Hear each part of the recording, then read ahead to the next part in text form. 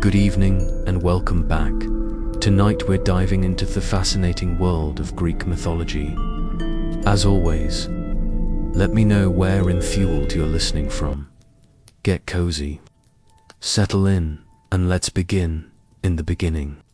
There was no Olympus, no earth, no sea, no sky. There was only chaos. And chaos was not the kind of chaos modern tongues describe. Disorder, confusion, frenzy. It was older than language itself. Chaos was a yawning void, a gaping nothingness without form or direction. It was not evil, nor good, nor even neutral. It simply was. From that ancient nothing came the first stirrings of existence. Gaia, the earth vast and unshaking. Tartarus, the abyssmath, the earth, dark and dreadful. And Oz, the force of love and desire, the binding agent of all future creation. These were not gods as we think of them, not yet, but elemental truths given form. Then came Nyx, the night, clothed in a shadow so thick even chaos recoiled.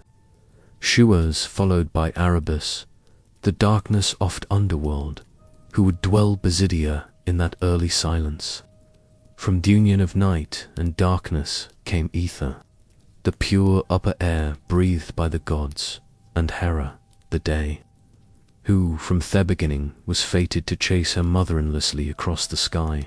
Thus, the cycle of night and day was born, not through science, but through myth, through a family of strange, invisible titans who lit and dimmed their ski with each passing hour. Gaia, the earth herself, did not leave. She was patient and fertile, and from her own body she brought forth Uranus, the sky vast and star-strewn. He was both her son and her consort. Anduin he arched over her, stretching across the heavens. The world found its first shape, a domed sky above a broadened endless plain. Gaia also birthed the mountains, taloned wild, and Pontes the sea, who surged with a will of his own before ships or sea monsters ever touched his waters together. Earth and sky became the first Greek pair, and their union brought forth the Titans, the first generation of powerful beings who would rule Thecosmos long before Zeus and his kin Rossetto power. There were 12 Titans in all, 6 sons and 6 daughters, each vast and elemental in their own right. Oceanus, the encircling river. Hyperion, the lord of light. Kois, the inquirer. Cors, the constellation bearer. Ipetus, the ancestor of men, and Cronus, youngest and most cunning. Among their daughters, Thea, shining mother of Theson and Moon. Rhea, future mother of Thais, embodiment of divine law. Mnemosyne, the memory of all things. Phoebe, the radiant one. And Tethys, their nourishing sea. But Gaia's womb was not finished with them. She bore monstrous children as well, beings of strength and dread.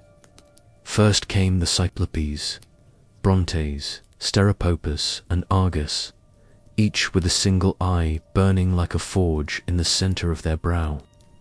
They were these myths of lightning, strong and simple, and they feared no god nor giant.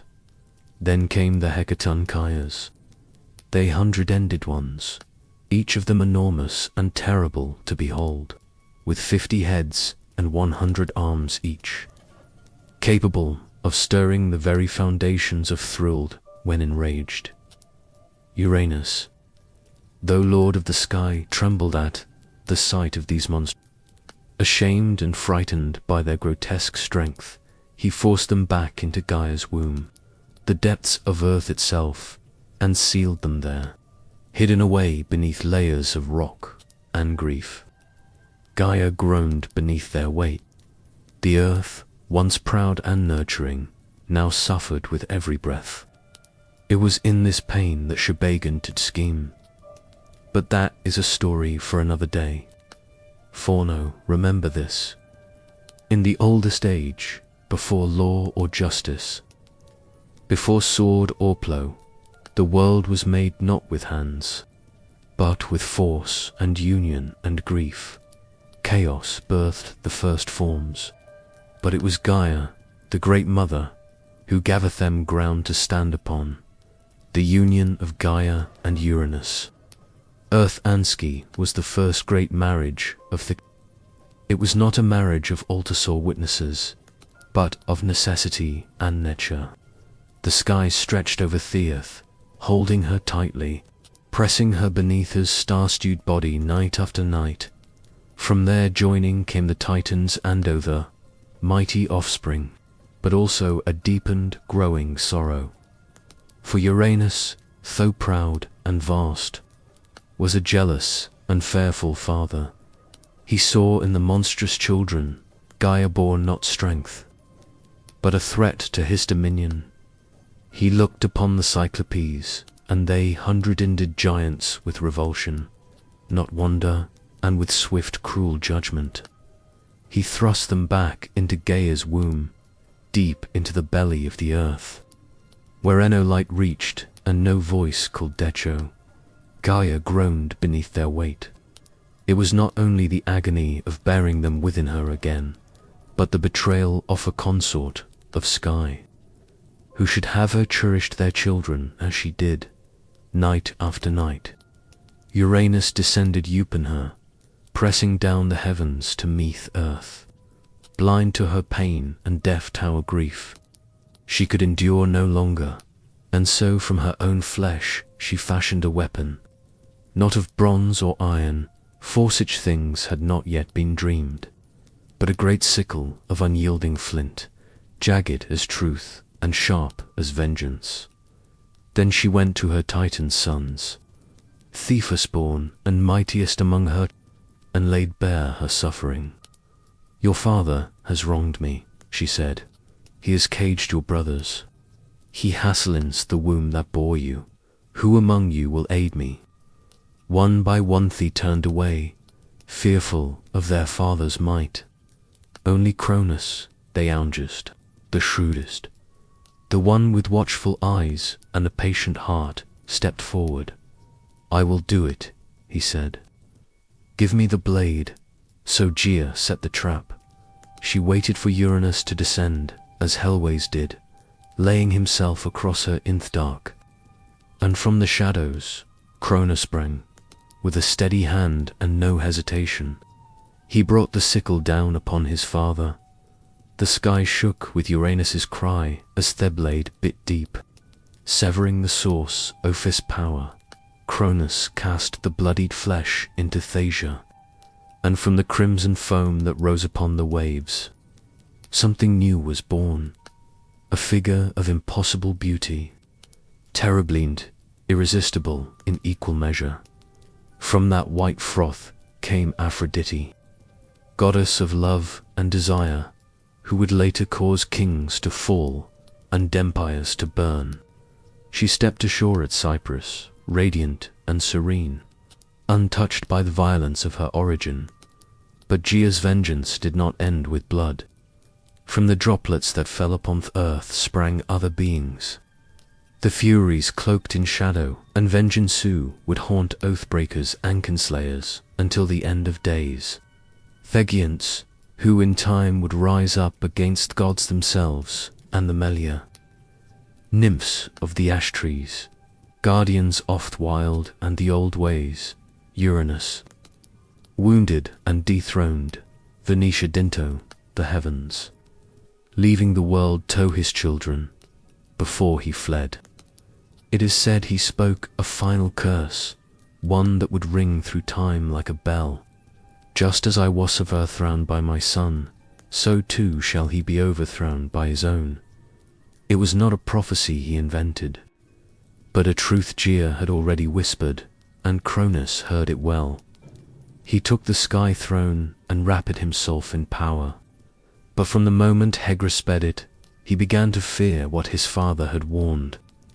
Thus ended the reign of Uranus, the first king of the cosmos, and began the age of the Titans. Yet already in the womb of time, the next storm was stirring, with Uranus cast down and the sky Nolaga pressed so tightly upon the earth. The world breathed anew. The Titans, freed from their father's yoke, now stood tall beneath the heavens. And Cronus, the youngest and most cunning among them, claimed dominion over all. He was not a god of chaos or cruelty, Ashi's father had been in the end, but Horald with a cautious and suspicious heart. The sickle he had used to bring down Uranus remained hidden, buried in Theath or cast into the sea. Its bladder remembered but unseen.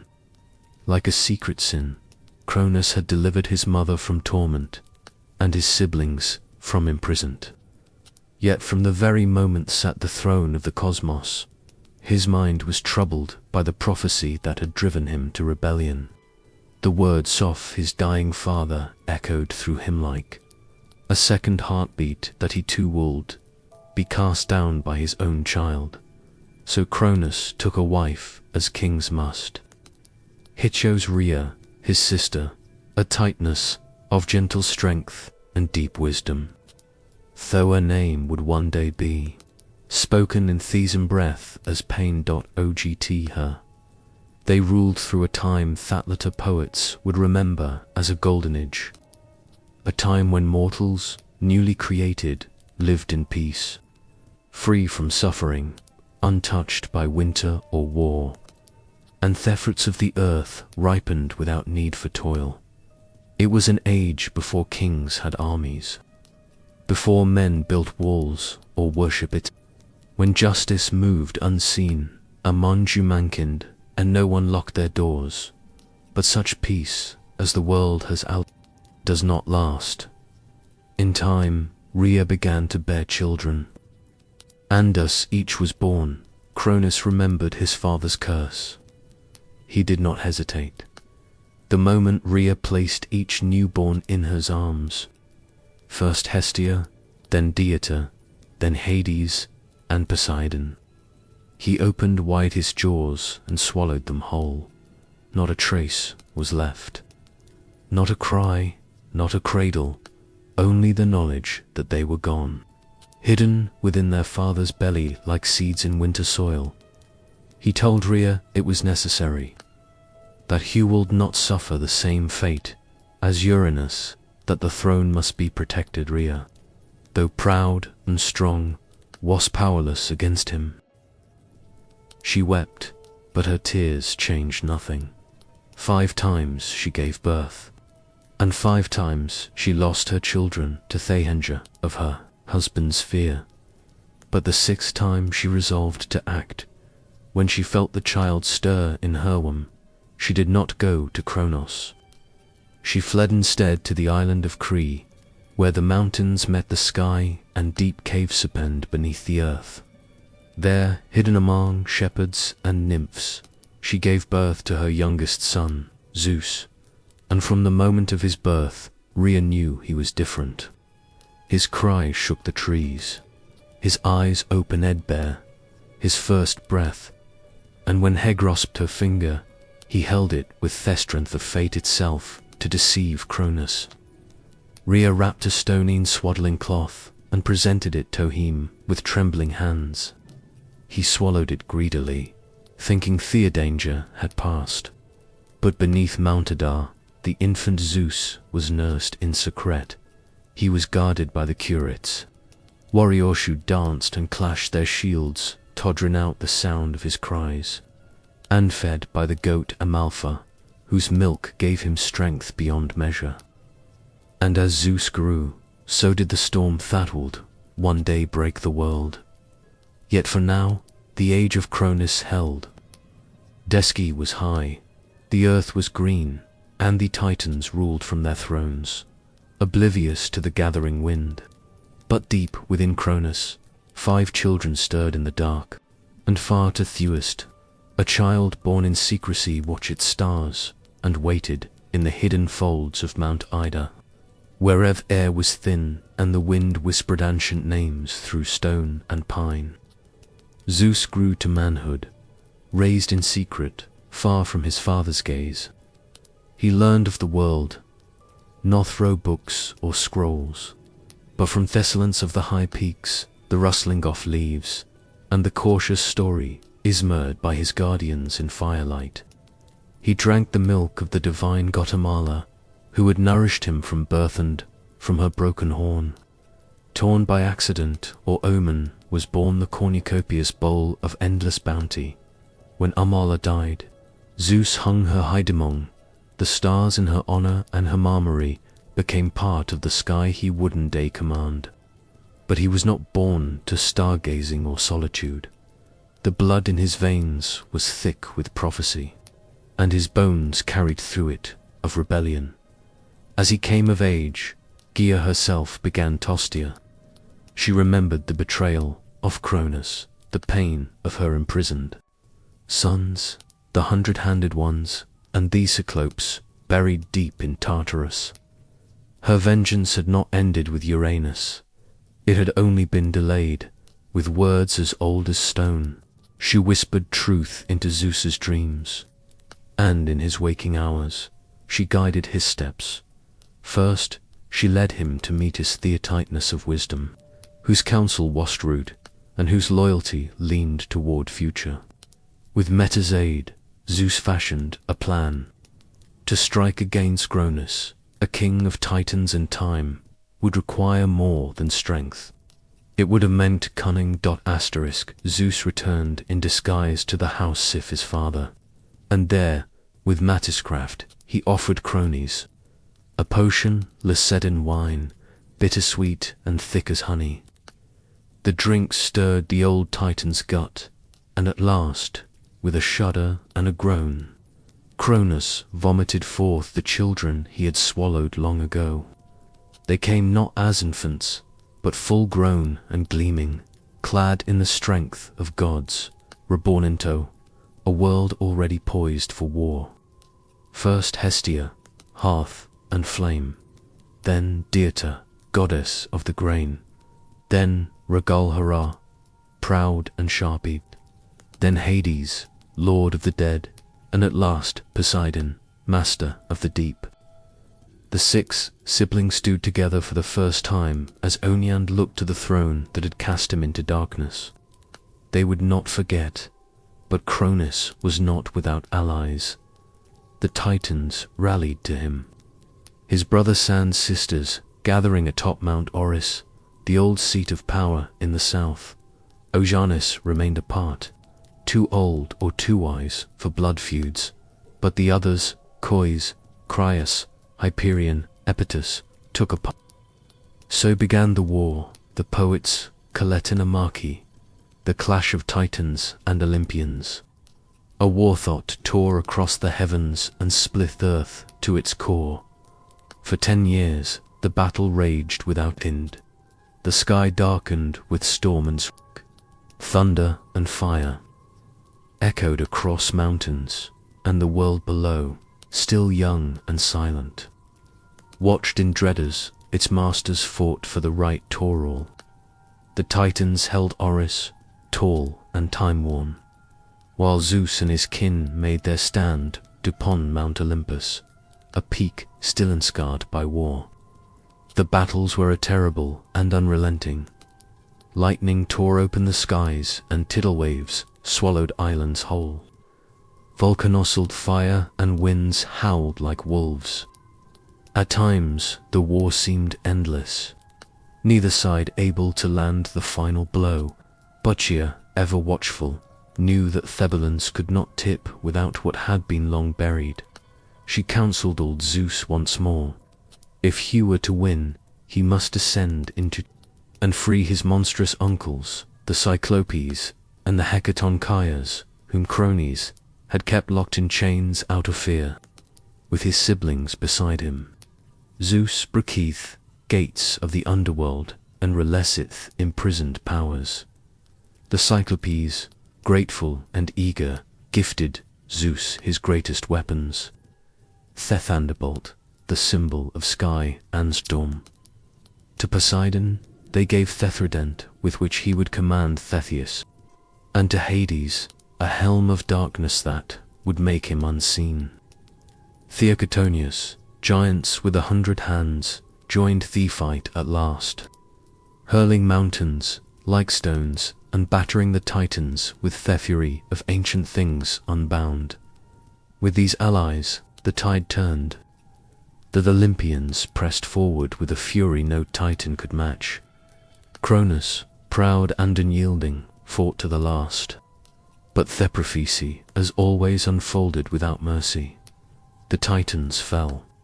One by one they were driven down, cast from the high places of the earth. Zeus did not slay them. He imprisoned them, as his father had done before, deep into Tartarus. They were hurled bound in chains, forged by handed ones, behind bronze gates that would never rust or break. Only a few escaped that fate. Prometheus. And a Prometheus who had sided with the gods, and those who foresaw the justice of their rule. So ended the reign of the Titans. Desky cleared, and the world, scarred by fire and war, began to heal. The throne passed to Zeus, not by birthright, but by might and wisdom and fate fulfilled. Yet even as he claimed the heavens, the shadow of Cronus' curse lingered behind him like the echo of an old song. For power, once seized, must always be watched, and no ruler, god or mortal, sits secure forever. When the war was over, and the world lay weird beneath the sky once more, the victors stood amidst the rubble of creation. The Titans were chained in Thebes of Tartarus, their groans wallowed by that black abyss from which no echo returned. The old order had been broken, but with the storm of war ended, the gods faced a new challenge, perhaps greater than any battle to rule. For conquest may be won with fire and fury, but rule demands judgment, patience, and division. The world was and wild and filled with powers both known and yet unnamed. It could not be held by one alone. Zeus, eldest among the gods now born again, stood at the center of this new age. Though not the firstborn, he was first in might, first in cunning, and first to move when action was demanded. But the old laws carved, not on stone, but into the bones of the cosmos itself, did not grant him sole dominion. He had 2 brothers, both tempered by war and made strong in their own right, Poseidon, who had driven the sea to foam in his wrath, and Hades, who had worn the helm of darkness and moved unseen through battlefield and cavern alike.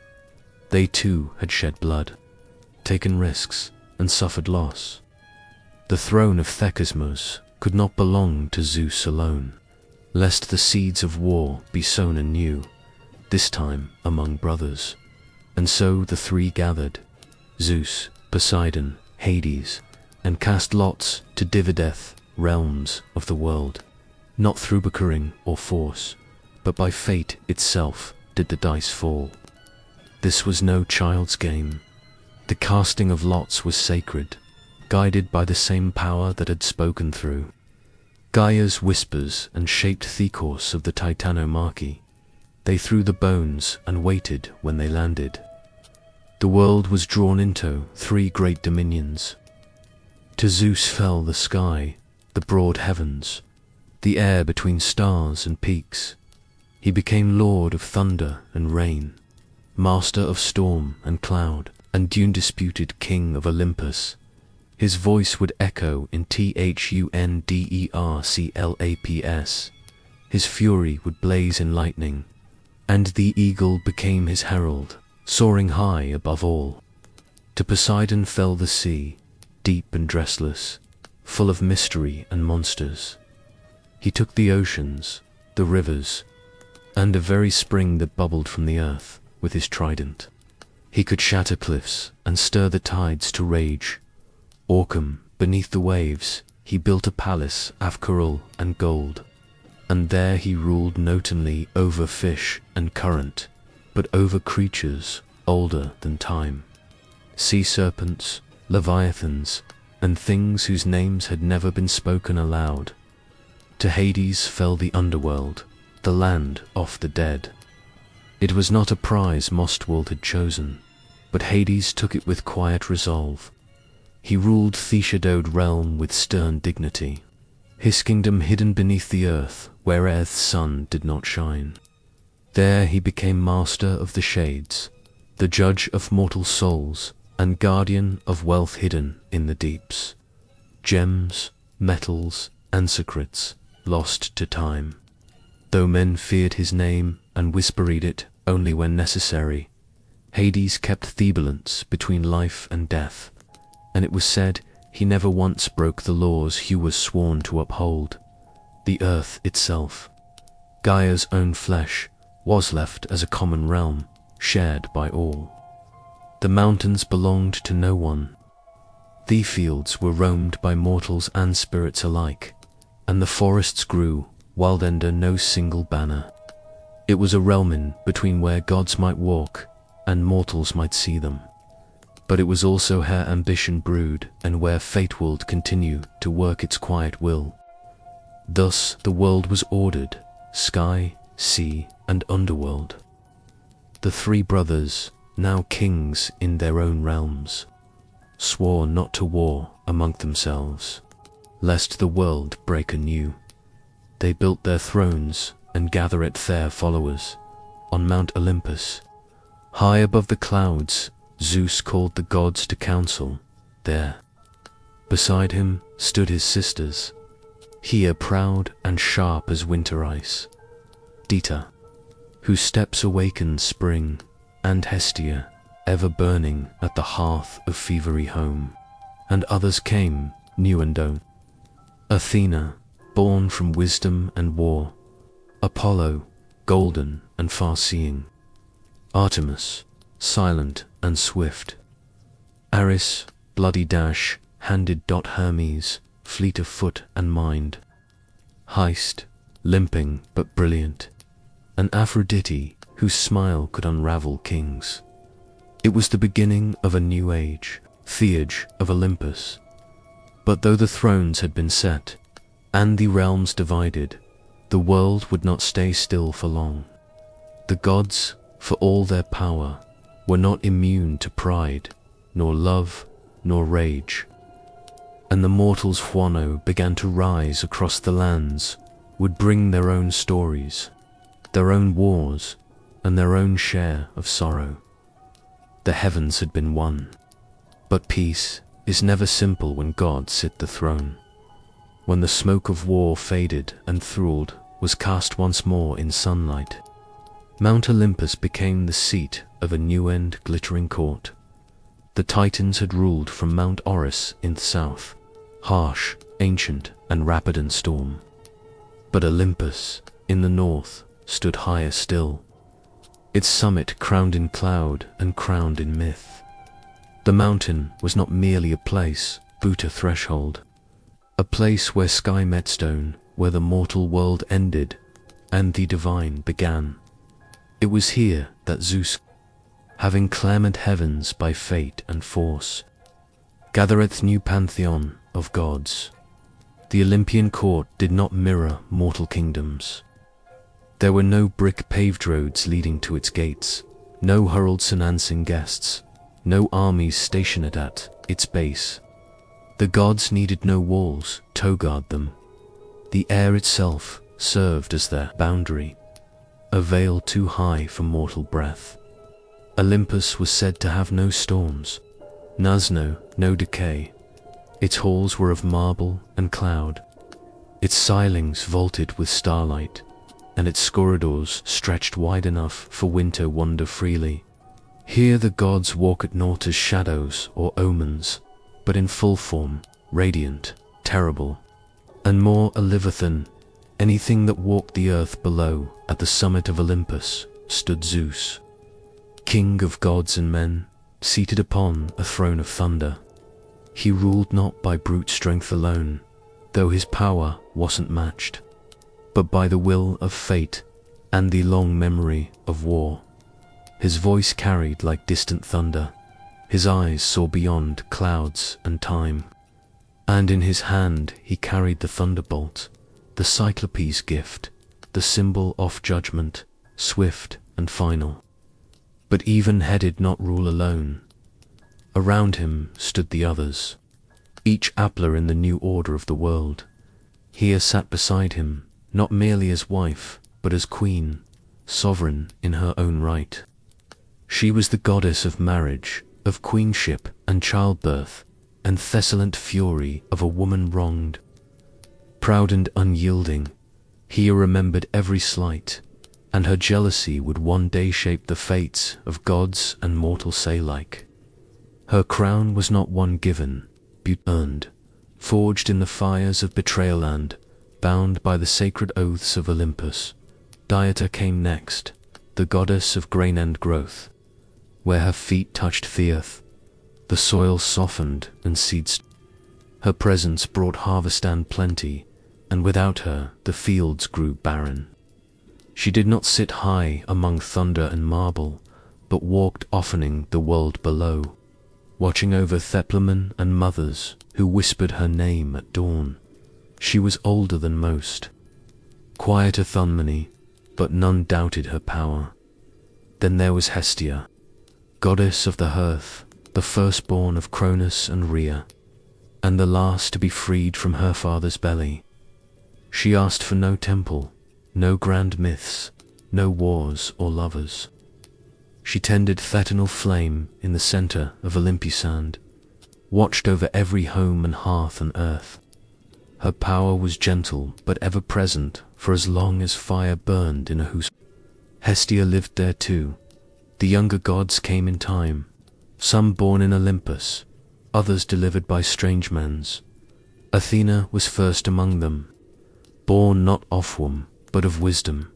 When Zeus swallowed Mattis, fearing her unborn child would surpass him, had thought the matter ended, but Mattis did not die.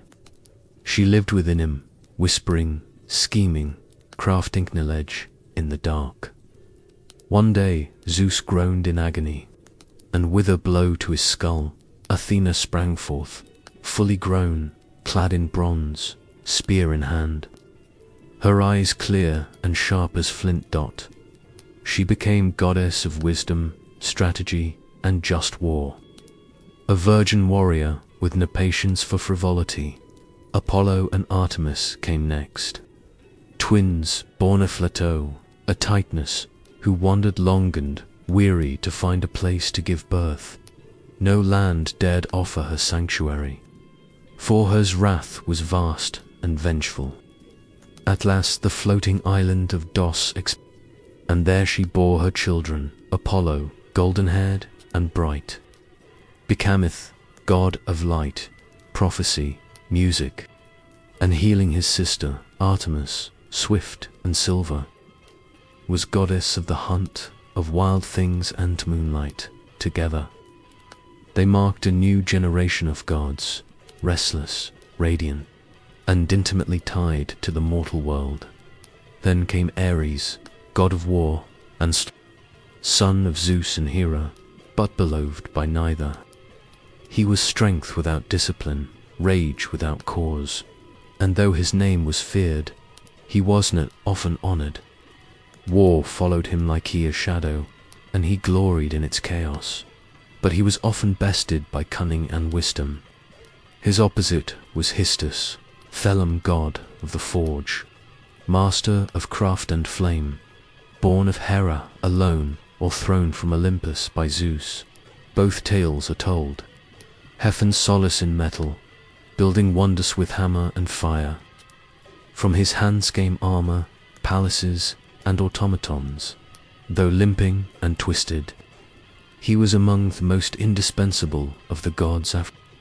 Goddess of beauty and desire, arrived not by birth, but by foam. Born of Uranus's severed flesh, cast into she rose from the surf at Cyprus, as beautiful as she was dangerous.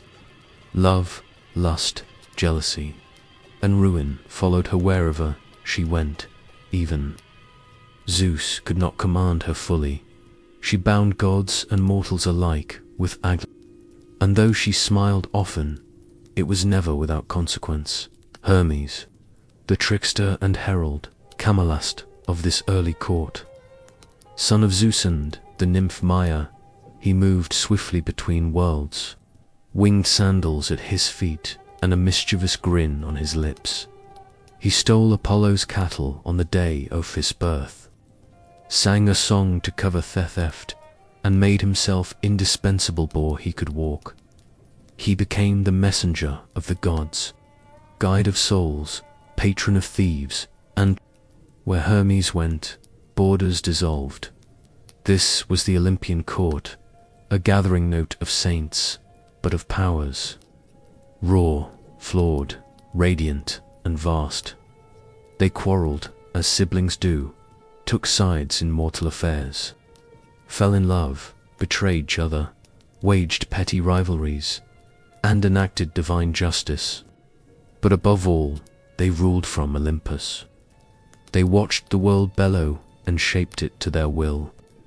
The age of Titans was gone, but in its place came an era of stories of gods walked among men, of heroes born from their unions, and of a world forechanged by the hands of the divine. The world had its rulers now, but peace, as ever, was a fragile thing, and fate had not yet spoken its last word. Long before men raised cities of marblia, carved their prayers into stone, there were no humans upon the earth. Thegods ruled alone, their courts high upon Olympus, their domains vast and varied.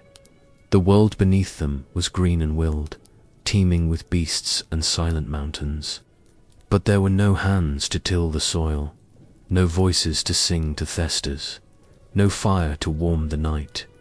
It was Prometheus, a titan of the old blood, who first imagined the shape of man. He was no friend to Cronus, nor wash ever counted among those chained in Tartarus. During the war of the Titans, Prometheus sided with Zeus, not out of love or loyalty, but out of foresight. For Heber, the gift of prophecy, and he knew which way the storm would break. Prometheus's name meant forethought, and it suited him. He was brother to Epimetheus, whose name meant afterthought, and never was a pair of brothers more different. Where Epimetheus acted in haste, and repented in leisure, Prometheus softer, thought longer, and questioneth justice of every decree. Even though suit by the king of the gods himself, he walked the line between Titan and Olympian, old world and new, a creature of reason in a cosmos, ruled by passion and power. It was he who first shaped mankind. Some say he sculpted them from clay beside the banks of a river, his fingers smoothing mud into limbs, his breath giving them life. Others claim he molded them in the image of the gods, upright and thoughtful, gifted with the spark of invention. But however it happened, the first men were made, and they were weak, soft of skin, slow of foot, clawless, and lacking in both fur and fire. They were naked beneath the sky, trembling in winter, defenseless against beasts of the world. Prometheus looked upon them and pied them. He went to Olympus and asked that man be given a gift, something to help them serve, something to raise them above level of animals. But Zeus refused.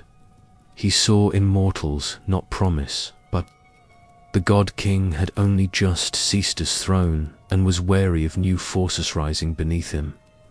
Let them live, he said, but let them know their place beneath gods. Fire, he declared, was the privilege of immortals. The hearth, Flamith, Hestia, the thunderbolt of Zeus, Thephog of Hystus. These were not for mortal hands. But Prometheus, stubborn and just, did not yield. In secret, he climbed to their havens, stole a flame from the forge of Hephaestus, and hid it in a hollow fennel stalk, carrying it down from Olympus, Hegavit, to man. For the first time fire crackled beneath the stars. Smoke rose in spirals above the treetops. Light pushed back the darkness. With fire came warmth, safety, cooking, metal, language, craft. Humanity, once cold and voiceless, began to build. And with fire came defiance. Zeus was not long in discovering theft. His fury was terrible. To punish mankind, he commissioned the gods to create a gift. Though it was a curse in disguise, Hephaestus shaped her from clay, a woman of perfect beauty. Aphrodite gave her charm. Hermes gave her cunning. And Athena clothed her in silver raiment. Her name was Pandora, meaning all-gifted.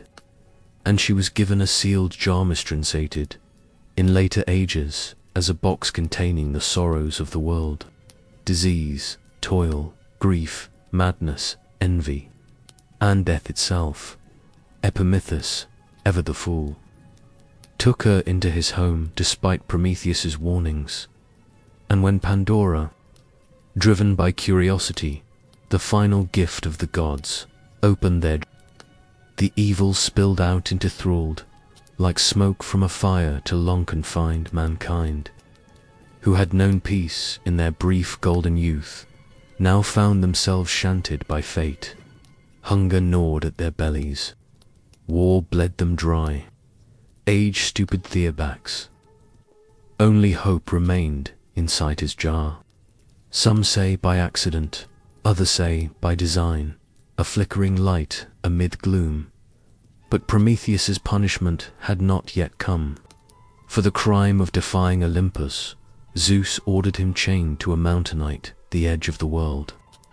Some say the Caucasus, others say a place lost Tometh. There he was bound in adamantine etchings, unbreakable and eternal.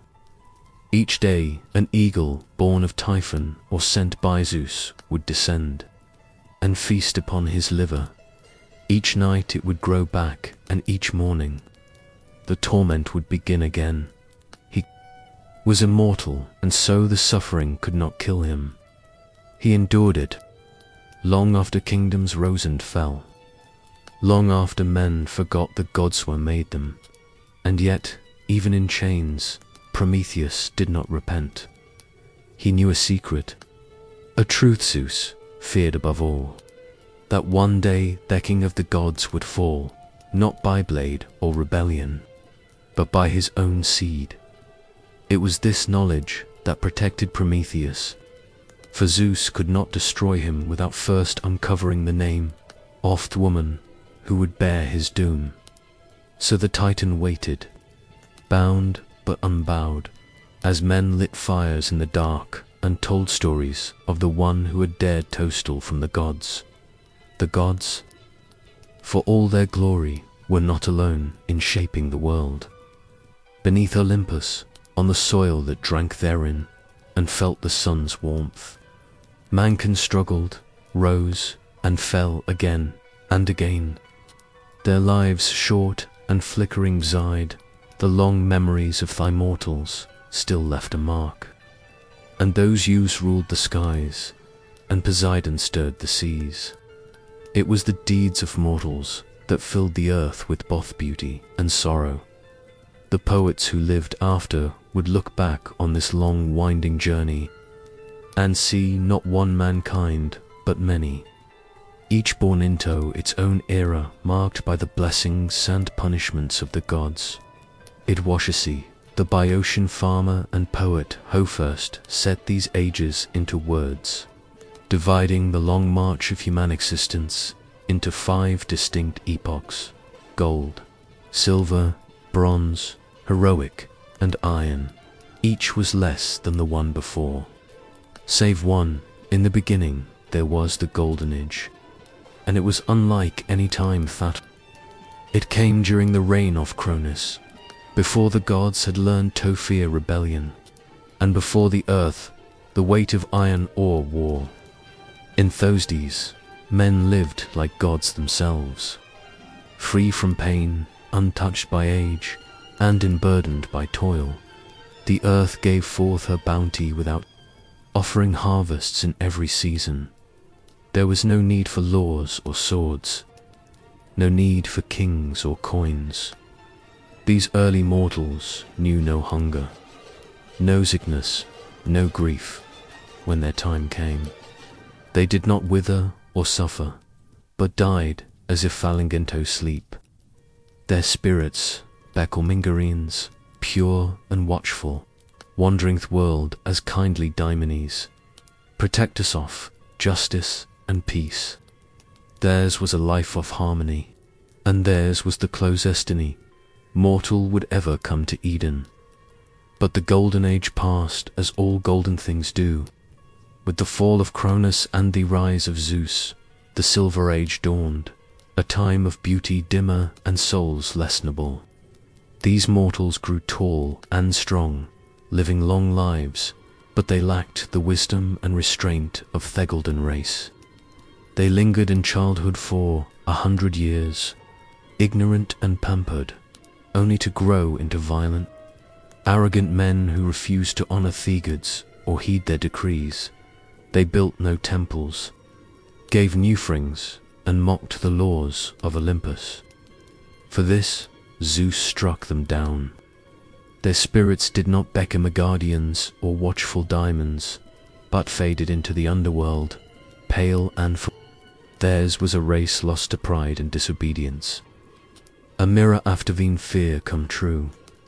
Then came the Bronze Age, born of ash trees, the same trees used for spears and shields. These were not gentle men. They were creatures of war, mighty and hard. Their gory flesh said to be forged from bronze. Their homes were bronze. Their tools were bronze. Their hearts seemed cast from the same metal. They lived for battle and died by it. Sowing the world with blood and ashdot, they were terrible to behold, but only driven by the rhythm of war drums and the clash of arms.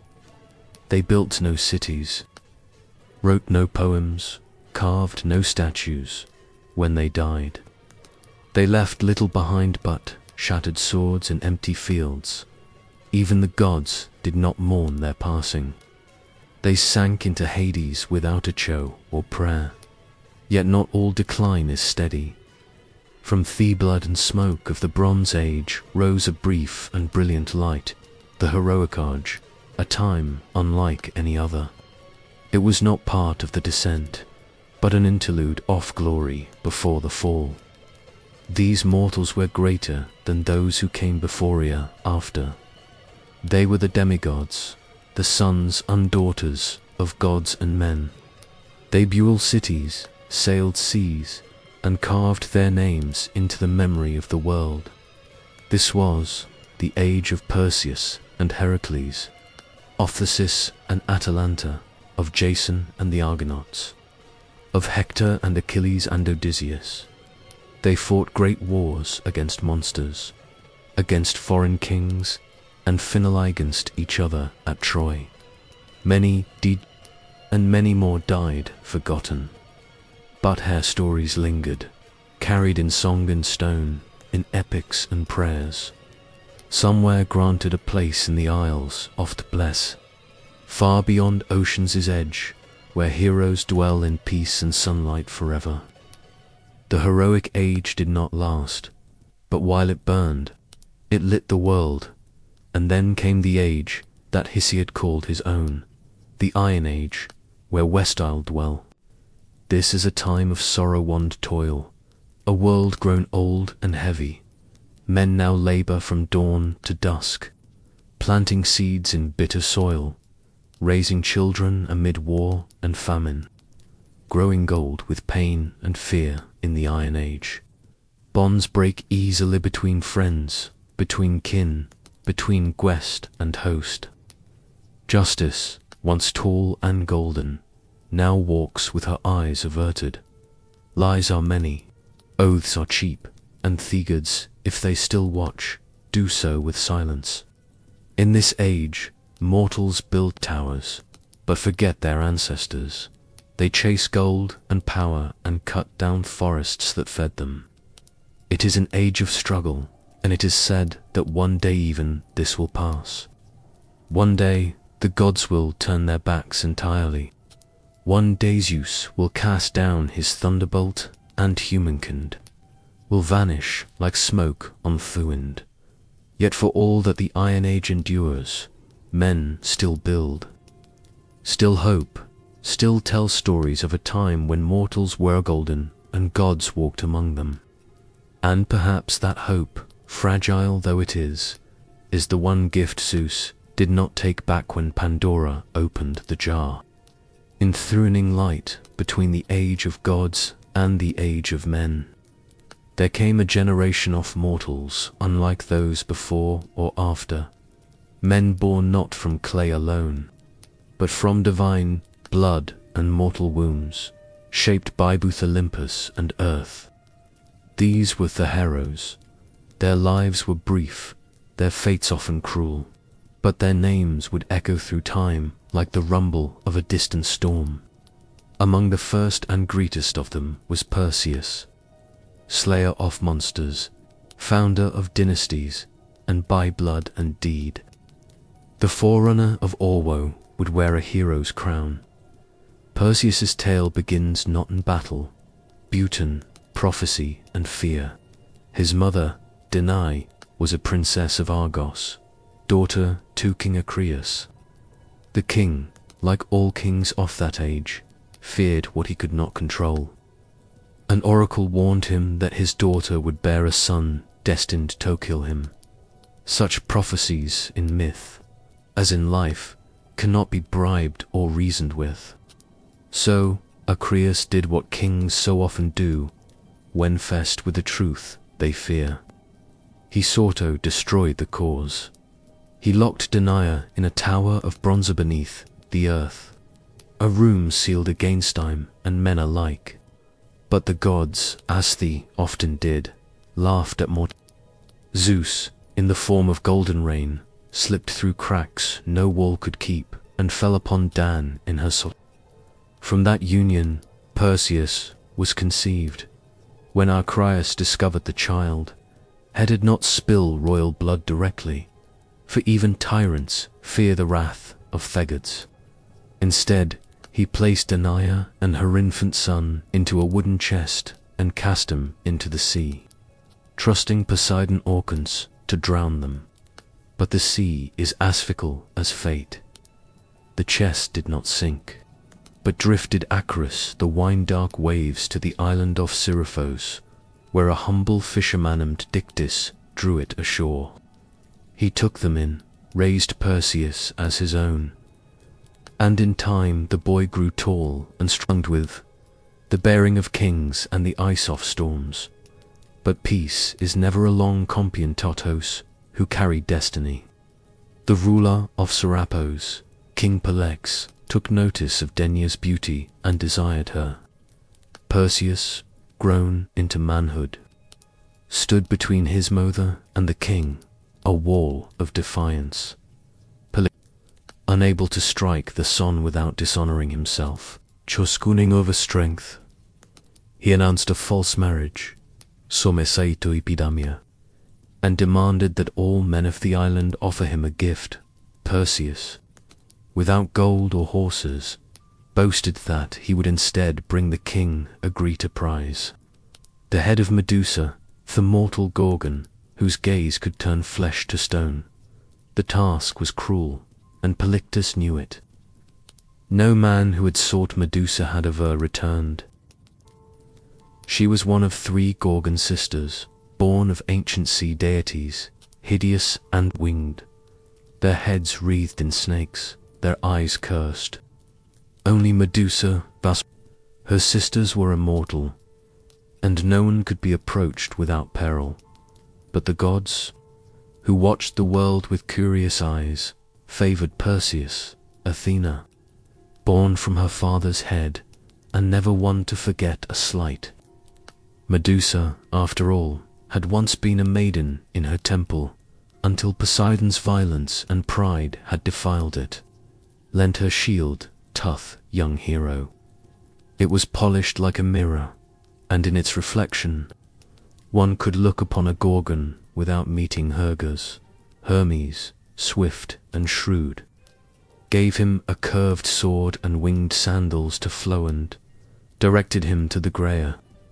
The Grey sisters who shared a single eye between them and knew the secret path to the Gorgons, led up Perseus through wit and will, stole a theory and bargained for the truth. They told him of the nymphs who kept Thesecord items he would need, the helm of Hades, which made its wearer invisible, a magical sack to contain the Gorgon's head, a knowledge of Theplos beyond ocean's edge, where night never lifts, and the Gorgons sleep on ancient stone. Armed with these divine gifts, Perseus flew over sea and desert until he reached the ends of the earth. He found them sleeping, Medusa and her sisters, curled in a shadowed grove, ringed by the statues of those who had come before. Perseus dared not look directly, and so, with Athena's shield held before him, he walked backward, step by cautious step, until he stood over the sleeping Gorgon with one swift stroke. He severed her head, and from her blood sprang Pegasus, the winged horse, and Chrysa, Thureia, with a golden blade, children of Poseidon, born in death as Medusa's sisters screamed in Clodfare. Perseus vanished into mist, hidden by the helm of darkness. The deed was done. He returned by the long road, his Presahevi in the sack, its Parandinished on the way. He passed the shores of Ethiopia, where the sea god had sent a monster to punish King Cepheus and Queen Cassiopeia for their vanity. Their daughter, Andromeda, had been chained to a rock as sacrifice. Perseus, beholding her beauty and innocence, slew the beast, turned at Toston with the Gorgon's head, and claimed her as his bride. She would follow him westward, becoming mother of his line. When at last he returned to Serapos, Pelectes scoffed at his tale. So Perseus into the sack and withdrew Theseviad head. The king and his courtware turned to stone where they stood. The fisherman who had shown kindness to a mother and her child, became king in his stead. The cycle of cruelty was broken, if only for a time, but prophecy once spoken is not so easily undone. Perseus journeyed to Argos, where King Acrius still haunted by the words of the oracle, fled Ravathan, faced the boy he had once condemned to death. Yet fate does not forget. At funeral games of a neighboring king, Perseus, throwing a discus, struck an old man in the crowd. Acrius' grandfather, who died without ever knowing that his death was no murder, but an accident long foretold. So, the circle closed, as they always do in myth. Perseus had fulfilled the prophecy, though not by malice. He had slain a monster, saved a maiden, found a day line of kings, and carried the weight of fate with dignity. He would not live forever, but his name would, for from his blood would come Heracles, and from Heracles, the next chapter in the story of the gods and men. If Perseus was the first great hero, Heracles was the mightiest. His name, like thunder over distant mountains, carried weight across every land, to shed be Hellenic breath. He was not merely strong, but larger than life itself, straddling the border between man and God, joy and grief, triumph and tragedy. He was the great-grandson of Perseus, a son of Argos, and a son of Zeus, and though the gods would bless him with, they would curse him with suffering. His birth was itself a trick of time. Zeus, ever lustful, desired Alchem, wife of the Theban general. Amphitryon, disguised as her husband, the king of gods, lay with her, extending a single night into threefold length. From that union came Heracles, and from Amphitryon, a twin. Eiffels, mortal and unbed. Hera, as always, watched from her throne with a cold and bitter eye. She knew her husband's ways, and she knew to wealth threat that this child, half god though he was, might one day pose to her own dominion, even in the cradle. Heracles bore the mark of the divine. Hera, seeking to destroy him early, sent 12 serpents into the nursery to strangle the infant, but the child reached out with plumpfons and throttled them both, one in each fist, before any nurse could scream. From that moment, his fame began to grow. As a youth, he trained in all the arts befitting a nobleman: music, archery, wrestling, and chariot driving.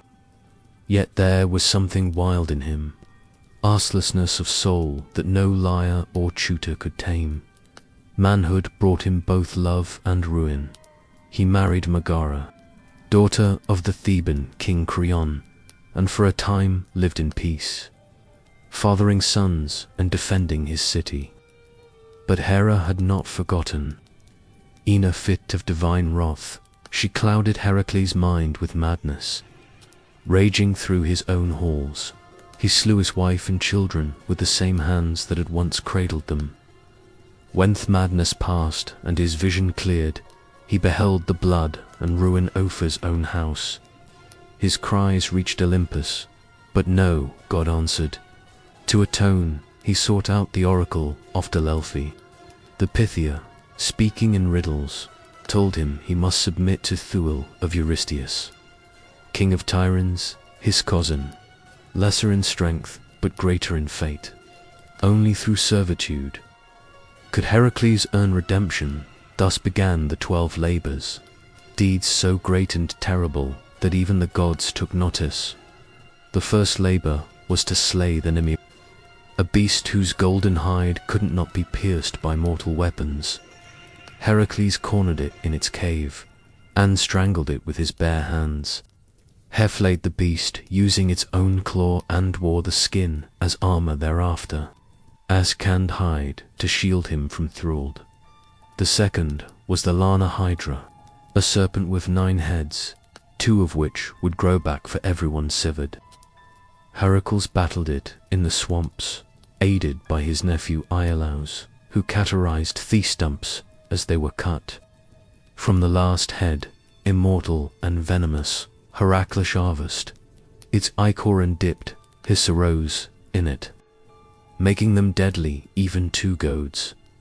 The third labor was the capture of Thesarenian hind, a golden-horned deer sacred to Artemis. Heracles chased it for a year across hills and rivers before gently capturing it alive, earning the goddess Recut approval. The fourth labor led him to the Aramanthian boar, a monstrous beast of the wild. He wrestled it in the snow-covered heights of Arcadia and dragged it back to Tiryns bound in, laughing as Eurystheus hid Enterer inside a bronze jar. The fifth task was less glorious: to clean the Augean stables, home Tothausens of cattle untouched by broom or shovel for decades. Heracles, ever the problem solver, are rooted rivers to wash away the filth in a single day. The sixth was to drive away the Stylum birds, Maniton creatures with bronze beaks and razor-feathered wings.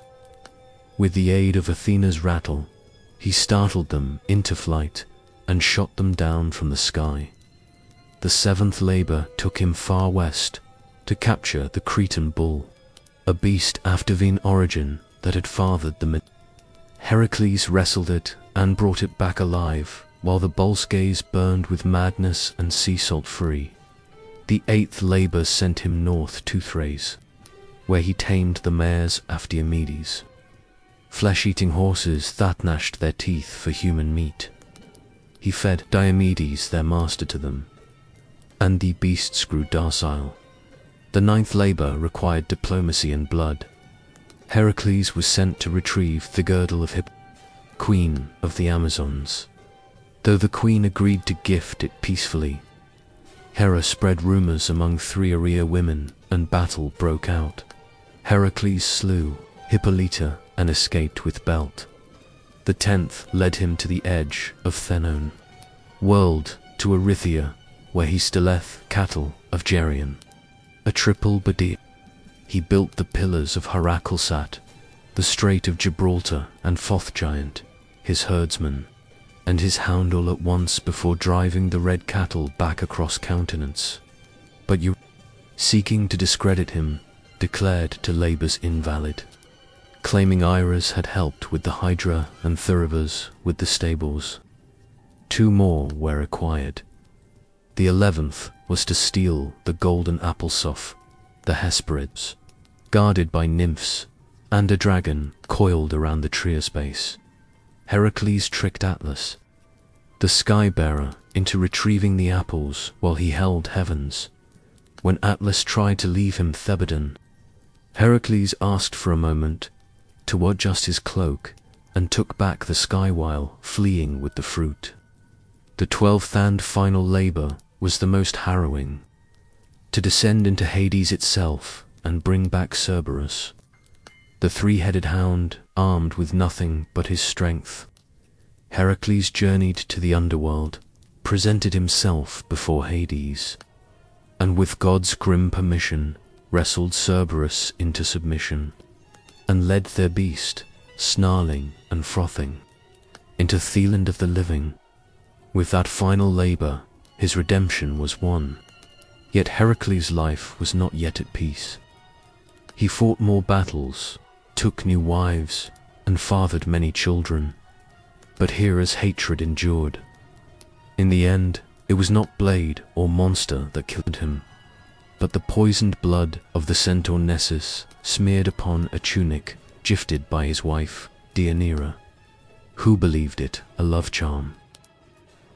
As the poison burned through his flesh, Heracles built his own pea upon Mount Oeta. No mortal dared light it until Philoctetes, a simple shepherd, stepped forward. For that, he was given the hero's bow. Heracles was consumed by flame, but in death he was reborn. Zeus lifted him to Olympus, where he was granted immortality and married to Hea, goddess of youth. He became not just a hero, but a god. His labors born of grief and guilt became the very measure of heroism. Where others will remember Arden's story, was remembered in shrines, in games, and in the hearts of men, who, though mortal, dared to dream of greatness. If Heracles was the greatest of Greek heroes, then Theseus was the most political, the most cunning, the most human. He was not merely a slayer of beasts or a breaker of curses. He was a builder of cities, a weaver of laws, and the founding spirit of Athens, the city that would one day name itself the cradle of civilization. His story is tangled with myth and memory, with the thunder of heroes and the whisper of politics. In him lived both brute strength and bright reason, the dual spirit of a nation that worshipped Athena, with spear in hand and olive branch on the brow. Theseus was born of 2 fathers, Cenagis of Athens and Poseidon, god of Thesia. His mother Ethra lay with both on the same night, one mortal, one divine. From this double union came a boy of destiny, raised far from Athens in the city of Tron, unaware of the great blood in his veins. Before leaving, Aegishad hidden a sword and sandals beneath a heavy stone, telling Aethra that when Theboy was strong enough to lift the stone, he would be ready to claim his birthright. In time, Theseus grew tall and sharp-eyed, restless in his limbs and mind. At 16, he moved the stone with Agron and a grin and took up his father's tokens. Many would have travelled the easy road to Athens by sea, but Theseus chose Thailand route, the longer, more perilous way, for he believed that true kingship must be earned, not inherited. And so began the 6 labors of Theseus, not vast or godlike Heracles' trials, Butarthy and intimate, each a monster off the road, a terror to the common man. Had defeated Periphas, the club-bearer, taking his weapon as a symbol. He slew Sinus, who tied travelers to bent pine trees and tore them in two. He pushed Siren from the cliffs into Thessia, ending the reign of a man who forced passers-by to wash his feet on Leto, kick them to their deaths. He overcome Tertian, the wrestler buyout, matching brute force with technoqueened Procrustes who made beds. Fit travelers by stretching or cutting them found his own death in the same iron frame. Theseus did not just survive, he cleaned Ithland as he passed through it, paving the way for Athens itself to rise. When he arrived in Athens, King Zeus did not recognize him. The queen Maida, now wife to Agus, and still seething with holds, saw the threat in the boy and urged the king to poison him. But Theseus presented the sword and sandals, and at the last moment, Aegus cast Theckup aside, embracing his son before Orthcourt. Joy, of course, never lingered long in myths. Trouble was already stirring in the east. For years, Athens had suffered under a bitter tribute. In a war with the island of Crete, Athens had been defeated, and as punishment, King Minos demanded 7 young men and 7 maidens be sent every 9 years to feed the Minotaur, a monstrous half-man born of lust and vengeance, kept in a twisting labyrinth neath the palace at Knos. This creature had been born from Minos' bride. When Poseidon sent a bull from the sea, Minos was meant to sacrifice it, but instead he kept it for himself. In punishment, the gods cursed his wife, Pace, to fall in love with the beast. From their unnatural union came the Minotaur, Asterius, horned and violent, a living shame sealed away in the maze designed by Daedalus, the great inventor. Theseus, learning of the tribute, volunteered himself among the chosen. He would go not as a lamb to slaughter, but as a hunter into the lair. Before departure, he promised his father that, if he succeeded, he would return with white sails upon his ship. If he failed, the sails would remain black. Upon arrival in Crete, fate turned again. Ariadne, daughter of Minos and half-sister to the Minotaur, saw Theseus and loved him. She gave him a gift, a ball of thread, a clue, and the secreto, the labyrinth's winding paths. That night, Theseus entered the maze in its dark coils. Where stone turned endlessly into stone, he found Thabiest. They fought without words, on a prince against one nightmare. Theseus, armed with skill and a sharpened blade, struck the creature down, then followed the thread back into the light. He fled with Ariadne and the freed Athenians, sailing into the Ion. Yet love in Greek stories is never simple. On the island of Naxos, Theseus abandoned Ariadne. Some say Dionys claimed her for his own. Others say Theseus feared what a Crete and bride might mean for an Athenian throne. She woke alone and wept beneath unfamiliar stars. Theseus continued home, but in his sorrow or forgetfulness, he failed to change the sails. From the cliffs of Athens, King Aias saw black on the horizon and believed Hyson dead. Grief-stricken, he leaped into the sea, which still bears his name, the Aegean. Now King Theseus did not rest. He unified Attica, the region around Athens, binding its villages into one city-state. He established festivals and games, temples and laws. He was a hero of governance as much as of combat. He ventured again and again into myth, fighting alongside Heracles Sagans, the Amazon. Journeying to the underworld with Pirate House, his reckless friend, to steal Persephone herself from Hades. That journey ended in failure. Pyrrhos was swallowed by the earth, and Theseus was trapped upon the chair of forgetfulness, his memory eroded by fear of death. Only Heracles on his own journey tore him free, but time as ever turns. In the end, the Athenians, tired of kings and haunted by new heroes and new philosophies, drove Theseus into exile. He fled to the island of Skyros, where he was betrayed by a jealous king and cast from a cliff. His bones would later be retrieved by the Athenians and buried in honor. But at the time of his death, he was alone, no crowd, no crown, no chorus, and yet his legacy endured. Where Heracles symbolized the strength of the body, Theseus embodied the strength of the Palachi, the city, Thelor, the people bound by more than blood. Athens would rise on his shoulders, and though it would worship Athena, it would remember the king who built its bones. Long before Troy burned and long after the Titans fell, there came a voyaging like any other.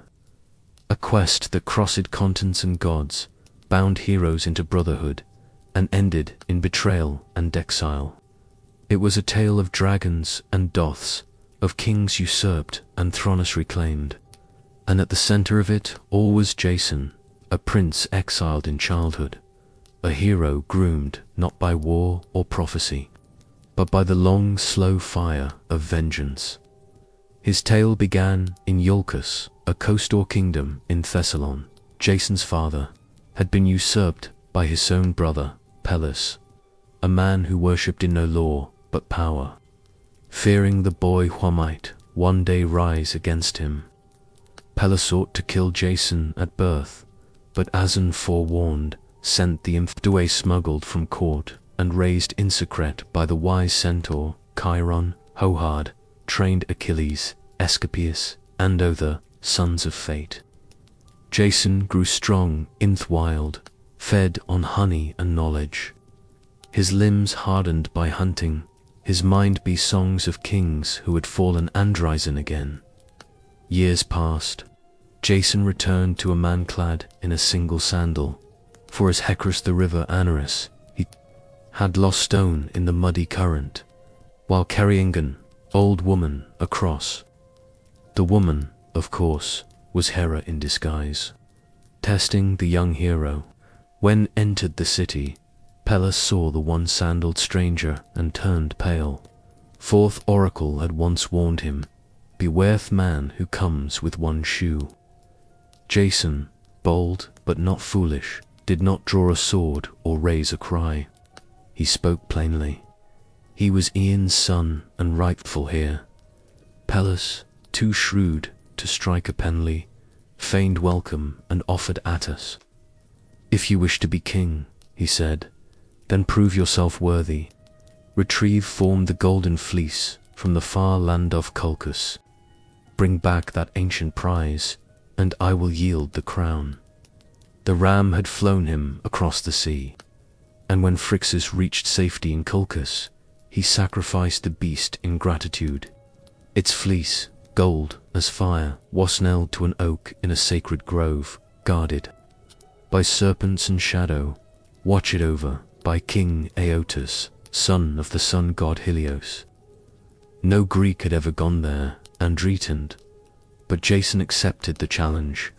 He summoned the greatest heroes of his Temeto join him, and they came not as soldiers, but as volunteers, each seeking glory.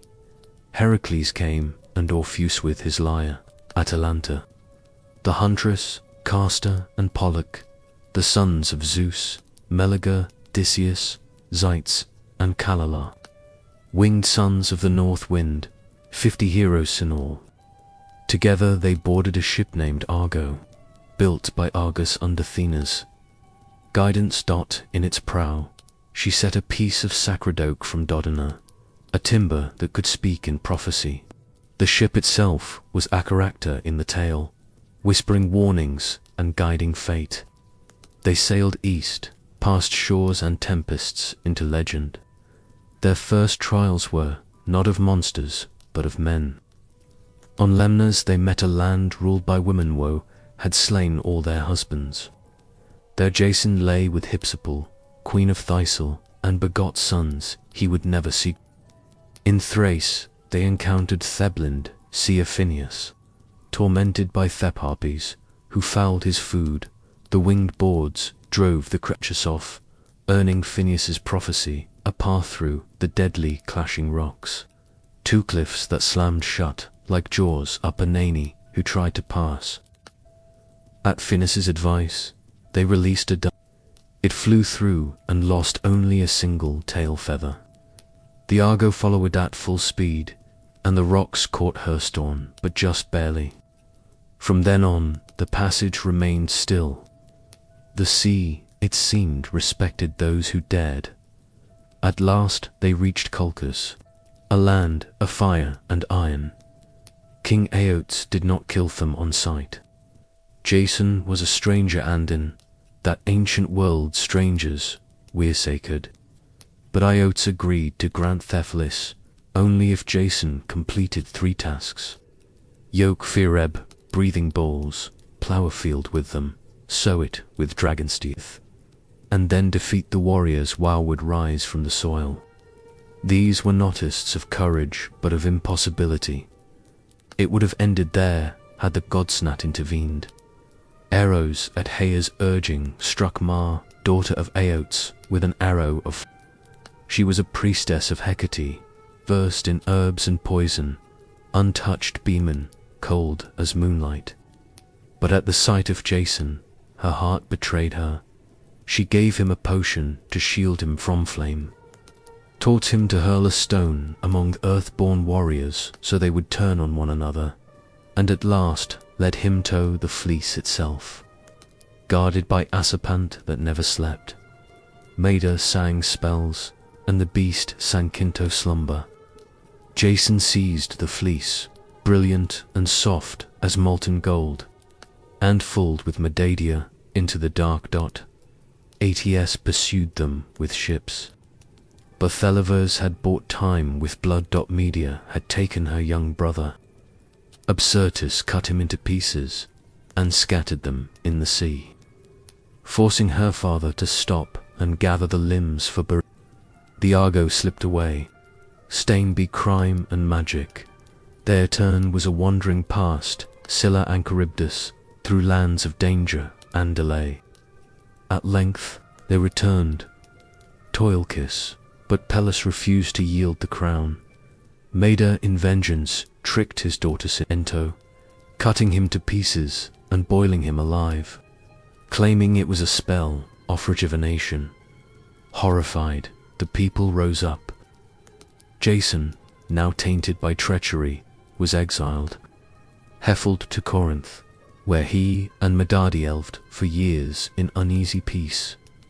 But Jason, ever seeking legitimacy, cast Media aside and chose a Corinthian prince for marriage. Medardia, wronged and vengeful, unleashed a fury no man could endure. She poisoned the bride's gown, burning her to ash, and murdered her own sons by Jason. Then she fled, carried away in a chariot drawn by dragons, a gift from her grandfather. Helios, Jason, broken, returned to Orcus. In his final days, he wandered among ruins, forgotten. One day, resting beneath the Argo, now dry, docked, and decaying, Abiem broke loose and struck his skull. So passed the great hero, not in battle, not in glory, but in silence, beneath bones of his past. Yet the tale of Jason endured. For in the quest for the fleece, in the gathering of heroes, in love turned sour and greatness undone, Greece found Onef its most enduring myths. The promising price of ambition. There are few bloodlines in Greek myth more than the royal house of Thebes, where most heroes battled monsters or sailed for distant thrones. The Thebankings fought their own kin and wearied against the past itself. Their legacy is not carved in bronze coursing in triumph, but written in riddles, madness, and murder. Even the city's foundation was steeped in omens and in rest. Thieves began with a quest. Cadmus, a Phoenician prince and brother to Europa, set out to find his sister after Zeus abducted her in the guise of a white bull. Unable to recover her, Cadmus sought guidance from the oracle at Delphi, who told him to abandon his arch and instead follow a cow until it lay down. There he was to found a city, obedient. He wandered until the beast collapsed upon a hill. But when Cadmus sent his companions for water, they met their deaths at the hands of a serpent sacred to Ares. Guarding a spring, Cadmus slew the serpent himself, and at Athena's bidding, sowed its teeth into the soil. From the earth sprang armed warriors, the Spartoi or SW men, who turned on Onenother until only 5 remained. These 5 became the noble families of Thebes and Cadmus, their king. But the slaying of Ares' serpent drew divine wrath. Cadmus served the war god for 8 years in penance. He married Harmonia, daughter of Ares and Aphrodite, and the gods themselves scammed to their wedding. The couple received a cursed necklace forged by Haristers, a thing of beauty that would bring ruin to all who wore it. And so the doom of Thebes began not in hatred, but in celebration, cursed by Boeotian blood. Generations passed. Cadmus' daughters willed meet cruel fates. Ino went mad and threw her child into the sea. Otono's son, Action, was torn apart by his own hounds after glimpsing Artemis. Samael, beloved by Zeus, way-stricked by Har into demanding that her reveal his true form and died in flame. And Agave, in a frenzy of Dionysian madness, tore her own son Pentheus, limb from limb, believing him to be alien. But it was through Cadmus' great-great-grandson, Laius, that the true tragedy would unfold. Laius became king of Thebes and took Jocasta as his queen. Yet the gods had not forgiven the line of Cad. As an oracle came, if Laius ever had a son, that child would kill his father and marry his mother. As in all Greek stories, the warning was not enough to prevent the sin. Laius lay with Jocasta and a son was born. Terrified, Laius ordered the infant's ankles pierced and bound, then gave him to a servant to be abandoned on Mount Cithaeron. But the servant, pitying that child, passed him to a shepherd, who in turn delivered him to the king and queen of Corinth, Polybus and Merope, who were Achilles, and welcomed the boy as their own. They named him Oedipus, meaning woolen foot, and never told him the truth of his blood. Oedipus grew into a clever and proud young man, but rumors of his birth reached him. Seeking truth, he journeyed to Delhi, where the oracle gave him the prophecy once spoken to Leos. Thath would kill his father and marry his.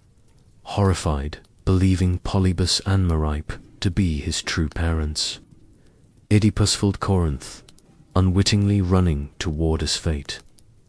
On the road, at a crossroads near Dallas, he encountered a stranger, old, proud, and imperious. A quarrel broke out over the right of passage, and in the heat of rage, Oedipus slew the man and his attendants, never knowing that he had just killed his true father. Laius, he continued on to Thebes, which was under siege, not by an army, but by the Sphinx, a creature with the body of alien, wings of an eagle, and the face of a woman. She devoured all who failed to answer her riddle. What walks on 4 legs in the morning, 2 at noon, and 3 in the evening? Oedipus answered without hesitation, Man, the Sphinx defeated, threw herself from a cliff. Thebes rejoiced. The city's deliverer was made king, and in gratitude, he was given the widowed queen as his bride, Jocasta, his mother. Years passed. Oedipus ruled well and had 4 children, Eteocles, Polynsus, Antigone, and Ismene. But plague fell upon Thebes, and the oracle proclaimed land was cursed by unpunished blood. Slowly, terribly, the truth unraveled. The old man at the crossroads, Thequin's grief, the scarred feet, these Avant who survived, and the blind prophet to who named the king Asbath, father and brother, son and husband. Jocasta hanged herself. Oedipus took her brooches and blinded himself, piercing his own eyes. He begged to be exiled, and wandered the land as a wretched figure, guided only by Antigone's hand. In Thahils, near Colonus, he found sanctuary and at last a quiet death swallowed by the earth. His grave a secret kept by the gods, but his children did not escape. Thecas, Idols, and Polynices fought for the throne. When Polynices was exiled, he raised Anami from Argos and led the Cevennes against Thebes, a war that bathed Thessaly in blood. The brothers slew each other in single combat at the gates. Thebes survived, but its soul was broken. Antigone, the last to carry the old Hannah, buried her brother despite royal decree. For this she was condemned by her uncle Creon and buried alive. Thegids sent madness and death to his house as punishment. Thebes endured, but its kingship became a revolving door of ruin. The tale of Oedipus is not one-off monsters, slain or cities built. It is a tally of fate, of how a man may do all hecken to outrun a prophecy and still run straight into its arms. It is a tragedy not born of evil, but of ignorance, of Ammon who sought the truth and was destroyed by it, the house of Thebes. For all its glory was built upon the bones of serpents and riddles, and no riddle, no matter how cleverly answered, can change the will of the gods. O fall the wars that ever ravaged mortal soil, none would echo louder than Theon fought for a woman's face. A war of oaths and pride, of beauty and betrayal, of gods and kings and the fall of empires. It began not with spears or fire, but with a wedding, one that all the gods were invited to, save for one. Is, goddess of discord, was not welcome to the marriage of Pelus and Thetis. Thesia nymph, fated to bear a son, greater than his father. In her fury, Aris Castinto, the feast, a golden apple, inscribed with 3 words that would shine. To the fairest dot, the apple was claimed by Haia, Athena, and Aphrodite, each believing herself most worthy of its gleam. To settle the dispute, they turned to a mortal shepherd prince, Paris, son of King Priam of Troy, who had been exiled to Thahils after an omen foretold he would one day burn the city of his birth. The gods brought him to judgment on Mount Ida, and one by one they offered brebs. Hera promised kingship over all men. Athena pledged wisdom and victory in. But Aphrodite, with a smile like soft thunder, offered him the love of the most beautiful woman in the world. Paris chose love, and thus Helen of Sparta, daughter of Zeus and later wife of Manaus, was marked. She had many suitors in her youth, princes and kings from across aka, drawn not only by her beauty, but by the promise of blood. Lenestit reached Olympus. Her mortal father, King Tyndareus, feared the war, her hand ward spark. On the advice of Odysseus, he bound for suitors with a sacred oath that whoever won Helen, all the others, would swear to defend that union, to punish any Hodart violate it. The pact was made with Lotha, but oaths once sealed bind more than men. They bind fate. Mino's brother to King Agamemnon of Mycenae, won her hand. Their rule in Sparta was just, their kingdom strong. But when Paris came to visit under the pretense of peace and guest right, he saw Helen and saw in her the prize Aphrodite had promised. Whether she went with him willingly or was taken remains a matter of song and shadow. The pots disagree, but when Paris sailed back across the Ion, Helen was with him, and in that hour the war began. Manaus raged. He called upon the oath, and all who had sworn it answered. Odysseus of Ithaca, clever and reluctant. Nestor, the old sage of Pyos. Ajax, Thegriator, son of Telman, towering and grim. Ajax, the lesser, swift and fierce. Diomedes of Argos, brave and battle-hungry. Idomeneus of Crete, stalwart and steady. From all the corners of Hellas they came, kings, princes, and warlords. Only two held back. Odysseus, who pretended madness, sowing salt into his fields until a clever envoy placed his infant son before the plough. And Achilles, son of Thetis, who was hidden by his mother among the daughters of Lycomods, dressed in silk to escape a fate But the Greeks found him, Odysseus, again tricking Achilles with a spear and shield amid gifts of jewelry. And the boy chose war.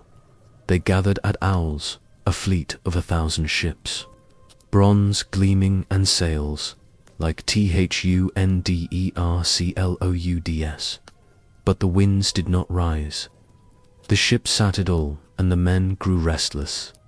The sea calculus revealed that Artemis had been offended, perhaps by a boast, perhaps by a slain stag, and that only a great sacrifice would appease her. The name he spoke was Iphigenia, daughter of Agamemnon. There are stories of lies told to bring her to Alice under the guise of Mariagito Achilles, of her weeping mother, Clytemnestra, of the moment the blade fell, or of a last-minute rescue, with Artemis spiriting the girl away and replacing her with a deer. But in most tellings, the blood was real, and the gods watched us. The king killed his own child for thy sake of war. The winds came, the fleet sailed east, and the world changed. The Greeks set foot on Trojan shores, not as raiders, but as judgment itself. For 10 years they would camp beneath walls of Ilium, the great citadel by Priam, defended by his sons, Hector, noble and doomed, Paris, beautiful and weak, Daphoebus, Helenus, and the others. The gods chose sides. Hera, Athena, and Poseidon stood with Greeks. Aphrodite, Ares, Apollo, and Artemis favored the Trojans. Only Zeus tried to stay above it, but even he would bend, pulled by fate and family. This was not yet the war of Homiciliad, which would begin in the 10th year, but the war itself had already begun, not merely with spears and walls, but in the burning of oaths, in theobreaking of trust, in the sacrifice of daughters and the judgment of gods. It was a war born not only of love, but of pride, of divine rivalry and mortal vanity, of old curses and deeper fears. And it would end not with victory, but with fire. By the time Homer's Iliad begins, Theia at Troy has endured for 9 long years. The Greeks, those stern-faced kings who had once come roaring across the Ion, had settled into a grim rhythm of siege and survival. What had begun in fury and fire became a something colder, slower, more desperate. They built black-walled camps along Theashore, hauled their ships high upon Thestrand, and sent out raiding parties day after day, not just to battle, but to feed their armies. The war dragged on like an old wound that would not heal, and both sides felt the inflection deepening. The Trojans, safe behind their mighty walls, raised, it was said, by Poseidon himself, and the mortal builder Apollo had once served in penance, suffered booting. The fields outside the city had long been razed. Their allies came from the east and north, Sarpedon of Lycia, Menon of Ethiopia, and others, bringing new life to an old cause. And yet the Greeks would not leave. Not without Helen. Pride held them their asmack as oaths. The war had become a matter of legacy, but war does not live in walls and ships. It lives in the hearts of men, and in this war, 2 hearts burned hotter than the rest. Agamemnon, king of kings, stern and imperial, and Achilles, son of Thetis and Pallas, unmatched. In battle, fated to die, young and determined to make that death matter. The quarrel between these two would shatter the fragile Greek alliance. It began, as so many quarrels do, over a woman. In one of many raids, the Greeks had taken captives. Among them were Crius, daughter of a priest of Apollo, and Bruce, a princess of Lyrnessus. Crius was awarded to Agamemnon, Briss to Achilles. When Chryseis' father came to ransom her, bearing golden gifts and reverent words, Agamemnon scorned him. The old man prayed to Apollo, and Thegod answered not with fire from the sky, but with plague. A silent killer that passed from beast to man, filling Thea with death. The prophet Calchas at last revealed Thetatroth. Agamemnon, forced to surrender trees to save his army, did so, but in turn demanded Bruce from Achilles as compensation. It was a slight Achilles could not endure. He rose from the council in fury, called Agamemnon a greedy coward, and swore an oath before the gods. He would no longer fight for the Greeks. Let them bleed without him. And so he withdrew to his tent, and with him went the Myrmidons, his elite warriors, silent and dangerous, forget for war. From that moment, the tide turned. Without Achilles, the Greeks began to suffer. The Trojans pressed harder. Hector, son of Priam, and champion of Troy, led the charge with Aquiot noble fury.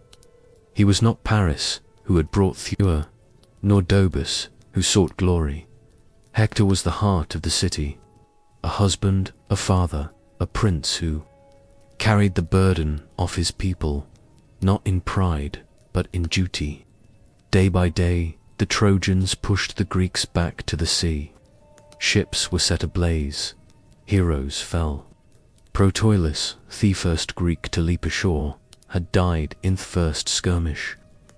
Now, Patroclus, friend and companion of Achilles, watched Thelus's mount with growing despair. Some say Petitro was a friend, others a lover. But all agree he was the only one who could reach Achilles in his grief and fury. When the Trojans breached the Greek defences and threatened to burn Themis, Patroclus begged Achilles to let them fight in his. He wore the hero's armour, rode his chariot, led the Myrmidons into battle, and for a time the Greeks rallied, but Patroclus, flushed with borrowedgely, went too far. He reached Thegots of Troy, and there he met Hector. Their duel was brutal, and it ended with Patroclus falling beneath Hector's spear. With him fell whatever peace remained in Achilles' heart. When Achilles learned of his death, his grief shook the camp. He did not weep like a man. He howled like a storm god filled with rage and ruin. He returned a toe, battle not for glory, not for oaths, but for vengeance. His mother, Thetis, brought him new armor forged by Hephaestus himself. Bronze that gleamed like the sun, a shield carved with the story of the world. Then Achilles went to war. No one could stand against him. He slaughtered men by the dozen, chariots overturned, blood staining the dust. He chased Hector round the walls of Troy 3 times, before they met in single combat. Hector fought bravely, but Achilles was a fire no water could quench. He struck Hector down, pierced him through, and enraged dragged his body behind his chariot, circling the city day after day, denying the dead prince the dignity of burial it was. Priam, the old king of Troy, ho-browed an end to that madness. At night, guided by Hermes, he crept into the Greek camp and knelt before Achilles. He kissed the hands that had killed his son. He spoke not as a king, but as a father, and Achilles finally wept. He returned Hector's body and gave Priam safe passage. For a moment, there was quiet in the war, but peace, as always, was fleeting. Achilles would not survive the war. A poisoned arrow, some say fired by Paris, others guided by Apollo, struck his shield, the only vulnerable part of him. He died in the dust, young and unmatched, and the war dragged on without him. The Iliad ends not with the fall of Troy, but with a funeral and a shared grief, yet the war still loomed. The goods were not finished, nor were the Greeks. The wooden horse had not yet been carved, the gates had not yet penned, but the blood had been spilled, and the tide would soon turn. The war had bled the land dry. 10 years' of siege had turned warriors into husks, kings into ghosts, and heroes into memories. Troy, once golden, stood beyond its walls like an old lion surrounded by wolves. The sons of Priam had fallen one by one. Hector, Theshield of the city, laid low by Achilles. Trows, struck down while still a boy. Polydorus, slaughtered in betrayal. The Trojans fought with the desperation of men, defending not just stone but the story, and yet they endured year after year, while the Greeks grew weary and restless beside their smoking campfires. Then, just as the gods began to turn their gaze elsewhere, the Greeks vanished. At dawn, the Trojans climbed their towers and saw no sails upon the sea. The ships were gone. In their place, on the plain outside the scant gate, stood a colossal wooden horse, tall as a temple, its flanks stitched from smooth planked cedar, its mane carved in honor of Poseidon. No soldiers stirred. Now a ponce clashed. The war, it seemed, had ended in silence. Troy did not rejoice easily. Priam, old and cautious, questioned with sore. Others urged caution, but it was Son, a cunning Greek left behind, who broke the city's fate with Diapan. Pretending to be a deserter, he spun a tale so clever it might have come from Odysseus' own mouth. The horse, he said, was an offering to Athena, a peace token left behind after the Greeks had sailed away. If the Trojans brought it into their city, it would guarantee their dominance for The Trojan War had promised glory. Ethad delivered only ashes. The heroes who had once stood shoulder to shoulder beneath the walls of Ilium returned to broken homes. Bitter wives, hostile legates, and the hollow echo of songs that no longer matched the truth. In the end, there were no victors, only survivors. Before the walls of Troy ever stood, before heroes raised shields or ships douched the wine-dark sea, there was a deeper current of power, older than man, older even than war, the rule of the gods. Their stories are often whisper beneath the tales of mortals, but it wastes Olympians who woe the very fabric of fate, and it was not always they who ruled. Before Olympus, there was chaos, and after chaos came Gaia, Uranus, Cronus, and the slow, violent birth of Divinity. The age of the Titans had ended with fire and thunder. Zeus, youngest of Cronus' children, had risen against freed his siblings from Thebele of the sky god, and cast the Titans into the black pit of Tartarus. In their place rose the Olympians, 12 in number, though their names and thrones shifted with time. Zeus, Hera, Poseidon, Deita, Hestia, Athena, Apollo, Artemis, Ares, Aphrodite, Aestus, and Hermes. Upon Mount Olympus, they built a new, not kinder than the one before, but more complex and far more entangled with the fates of mortals. Zeus ruled from his golden throne, thunderbolt always within reach, his voice law among gods and men. But his rule was not born solely from strength. He was a king who understood alliances, who rewarded loyalty and punished betrayal. He divided the world among his brothers, the sky for himself, the sea to Poseidon, and the underworld to Hades. Earth and Olympus, they shared an uneasy balance around him. The new pantheon took shape. Hera, his sister and queen, reigned as goddess of marriage and childbirth, though her days were spent in fury and suspicion. For Zeus was never faithful. His liaison were countless with goddesses, nymphs, and mortal women, each union producing children would rattle the world. Heracles, Perseus, Helen, Minos, and many more. Hera, ever watchful, punished his lovers and their offspring with wrath, both cold and enduring. Beside them stood Athena, born not from a womb, but from Zeus's own skull, fully formed and armored, the goddess of wisdom and warcraft. She favored mortals who used cleverness of a brute force. Odysseus above all, and guided cities like Athens to flourish into law and reason. Unlike Ares, hoodlighted in slaughter, Athena's warfare was disciplined and precise. Her presence marked the Olympian era as of intellect as much as strength.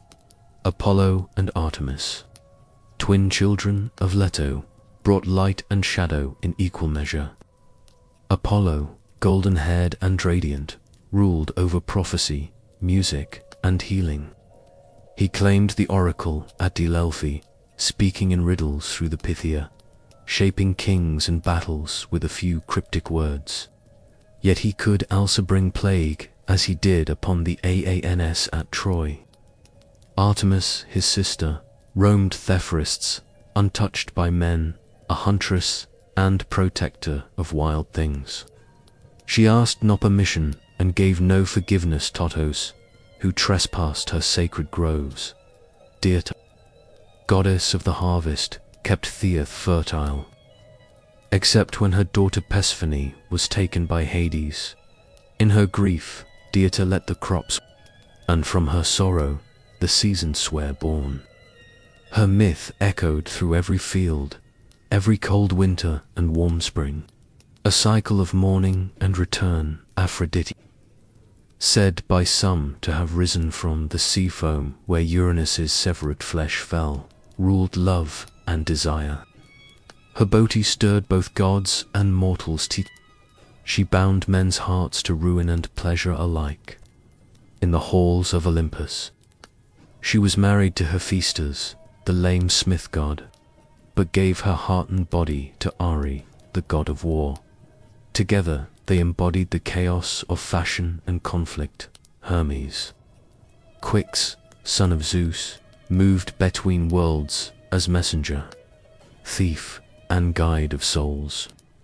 He was the god of boundaries, both keeper and breaker of them. No door was closed to Hermes. He walked freely from Olympus to Hades, from feast to battlefield, a smile always playing on his lips. This new pantheon did not rule insolence. The Olympians were not distant creators. They were immanent, meddling, playing favorites, waging subtle wars through the hands of mortals. Unlike the Titans, who embodied elemental force, the Olympians were reflections of human nature elevated to divine scale. Their loves were messy, their grudges eternal, their pride vast. They helped and hindered as whim dictated. Cities were founded in their honor. Sacrifices were burned for their favor. Oracles spoke of their will, and every home kept a flame for Hestia, goddess of the hearth, host for little and gave peace in return.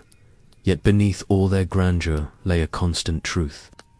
Their power, though vast, was not absolute. They could be bound by oaths, tricked by mortals and undone by time. Even Zeus, in his glory, was haunted by the same fear that doomed his father, that one day a child of his would Retold overthrow him. His union with Thetis was abandoned for this reason. She was wed instead to a mortal Peleus, so that Achilles, her son, would die young and not ascend. In this, the Olympians were no different from men.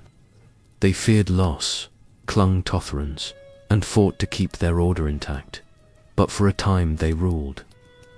Their names etched into every marble temple, their deeds sung in every song, their symbols carved into shields and coins.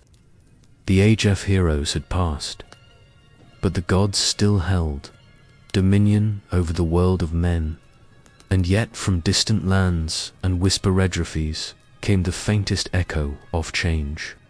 New gods stirred beyond the temples would not stay for forever, but Olympus for now still stood. The Olympians were mighty, but they were not unchallenged, even as temples to Zeus reached towards sky, and Athena's wisdom lit the minds of city-states. Darker gods walked earth, gods of wine and madness, of death and rebirth, of things not carved into public altars, but whispered in secret groves and torch-lit caves. Chief among them was Dionysus, the last to take his seat on Olympus, and the only one who truly stood between the divine and the wild. Dionysus was no ordinary god. His birth alone defied the laws of nature and propriety. He was the son of Zeus and Seal, a mortal princess of Thebes. When Semele, tricked by Hera, demanded Zeus reveal his true divine form, she was consumed by his thunderous radiance. Yet from her ashes Zeus plucked the unborn child and sewed him into his own thigh. Months later, Dionysus was born again, twice born, they would call him. And from the moment of his second birth, his path was unlike any other Olympians. He was raised not on Olympus, but in far corners of the world, among nymphs, Inessa, in the caves of India. In the company of satyrs and maeads, he wandered, not ruling from a throne, but roaming with flute and vine. His train of revelers trailing behind in ecstatic dance, where he walked, vineyards bloomed and Dreesen faltered. He was not merely theged of wine, but of alteration, of thin sacred line between civilization and chaos, between ecstasy and insanity. He inspired joy, yes, but also frenzy, and in frenzy, men and women alike might forget who they were. His arrival in Greece was not without resistance. Cities mocked his rites, kings buried his worship. One by one, he punished. In Thebes, his mother's homeland, the young god returned, disguised, his followers stirring unrest with drums and cries. Pantheus, the rigid king, tried to suppress the madness. He arrested Dionysus, scoffed at the wild rites, unsought to spy on the women of the hills. But the god lured him into the woods dressed as a woman. And there, in entrance of divine madness, his own mother, a god, led the Maenads in tearing him limb from limb. Only when she returned to the city with her son's head on a thirst did the spell break, and the lesson settle like a shadow over all Thebes. Dionysus was the god of theatre as well as of masks and performance, of truth hidden within lies. His festivals became at the heart of Greek drama, where comedies and tragedies alike were performed in his honor, through masks and songs. The Greeks gave shape to fears and desires thee dared not speak aloud to worship. Dionysus was not to bow before power, but to surrender to it completely. And with Dionysus came something new, tough Greek world. Mystery cults, religions of initiation, secrecy, and rebirth. Unlike the formal rites of Olympus, mystery cults promised something personal. In the Eleusinian mysteries, followers of Demeter and Pasiphaenion did the story of descent, and Droton of a daughter lost to death, and found again, the Orphics. Followers of the poet mystic Orpheus spoke of Dionysus as a god torn apart and resurrected. A god whose offering brought wisdom and whose rites promised freedom from the cycle of rebirth. These mysteries did not reject the Olympians, but they moved beneath them quieter and deeper. They offered hope where the thundering gods gave only law. They whispered of a soul that could endure, that could transcend the mortal body. And in that promise, the old certainties began to tremble. Even on Olympus, the cracks began to The gods feuded more bitterly. Ares and Athena vied for the hearts of warriors. Apollo fell in love too often and too fatally. Hynthus, Daphne, Coronis, leaving death and transformation in his wake. Aphrodite, jealous and capricious, punished mortals for the very desire she stirred. The gods began to resemble the mortals they ruled. Proud, fickle, wounded, and lost. In Dionysus, the Olympian order met its mirror and its undoing. He was divinioned, yet lived as a wanderer. He brought joy, yet left madness. He tore down kings and raised up peasants. And most importantly, he changed the nature of divinity itself. The gods were no longer aloof and eternal. Through mystery, through ritual, through wine and song and madness, mortals could feel the breath of God within them. Not in temples, but in themselves, and somewhere in the distance. Beyond these wine-dark seas and the marble columns, new gods stirred. Rome was the world was changing, and Olympus, for all its thrones, and could already feel the wind shifting on the mountaintop. The Olympians, for all their immortality and glory, did not confine their storiesto, the high halls of Olympus. They descended again and again into Thule of Menon, the form of lovers, tempters, warriors, or They mingled with mortals and left behind not just oracles or omens, but children. These children of gods and mortals, demigods, were born into a world that neither fully embraced them nor could ever fully contain them. Some became kings, others monsters, but a few their stories lasting longer than the walls of Troy, or even the temples of the gods who sired them. Foremost among these was Heracles, the son of Zeus and Ammon, a mortal queen of thieves. His conception was marked by trickery. Zeus came to Almine in the form of her husband, drawing out the night so that it lasted twice as long. From that deception, Heracles was born, already shadowed by Hera's wrath. For here, the Queen of Heaven could never abide her husband's infidelities. Ange made the life of Heracles a crucible of torment.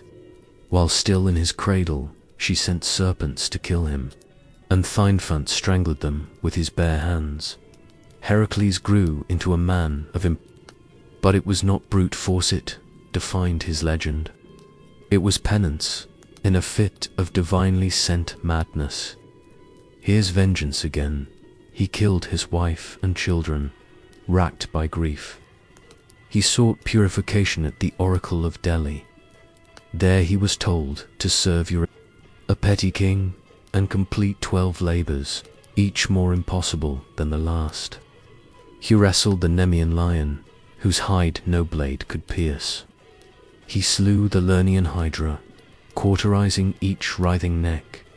He captured the Eryanthian boar, cleansed the stables of Algus in a single day, drove away the stile birds, and tamed the Cretan bull.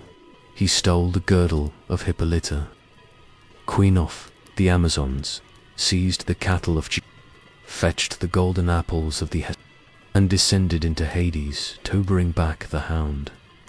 CBE Rus. Each trial was more than a feat of strength. They were encounters with death, with the edge of the world, with the very fabric of human suffering. Through them, Heracles became more than a hero. He became a symbol of mortal endurance, of pain redeemed through effort. At his death, poisoned by a robe so cardon, the blood of a centaur, he built his own funeral pyre and climbed atop it. Mortal no longer, the gods took him to Olympus, where even here at last accepted him as divine. He became the only mortal to join the a god forged in agony. Yet Heracles was not the first demigod, the only one whose story shaped the fate of mortals. Long before him came Perseus, Anatherson of Zeus, born of Dia, who was imprisoned in a bronze tower because of a prophecy that her child would kill her father. But fate, once set in motion, cannot be locked away. Zeus came to her not as Ammon, but as a shower of gold, and from that union Perseus was born. Abandoned at sea in a chest, mother and child survived and were taken in by a kind fisherman. But again, a king, this time Polyctus, who desired Dana, set Perseus on a path of peril, ordered to bring back the head of Medusa, the Gorgon whose gaze turned Mento stone. Perseus embarked on his quest armed by the gods. Hermes gave him Athena, a polished shield, Hestile, the eye of the grey. The old grey sisters who shared one vision among the Mond learned the Gorgon's location with Athena's guidance. He approached as Medusa slept, using the mirror of Hishill to strike without looking, and severed her head. From her neck sprang Pegasus, the winged horse, and Chrysa, a warrior of gold. Perseus escaped with their help. An honest return journey, rescued Andromeda from a sea monster, married her, and founded dynasties. His lineage would carry on to Heracles, linking their stories by blood and fate. There were others, Decius, son of Poseidon, or Aegos, depending on who slew the Minotaur in Thelabyrinth of Caucasus, bringing Athensinto its first taste of empire. Bellerophon, rider of Pegasus, who Caledthi, Chimera, but flew too high and fell. Atalanta raised by bears and swift Ast wind, sometimes said to be the daughter of Artemis herself, who raced suitors and killed bow, but was undone by love and distraction. The demigods were never allowed peace. Their blood was too divine for comfort, too mortal for eternity. The gods watched them with pride and fear, for each one tested the boundary between Olympus and earth, and the mortals worshipped them not just for their triumphs, but for their struggles.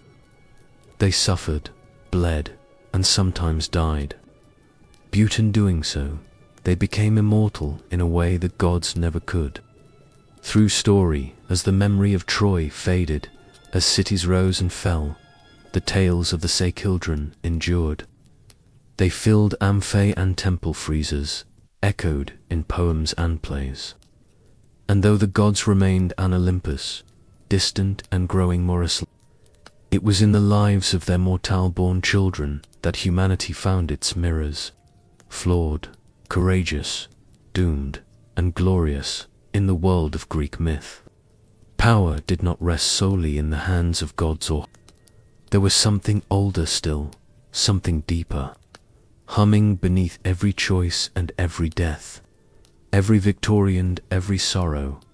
Fate, it was not a god, though the gods themselves feared it. It was not a law, though it governed even the divine.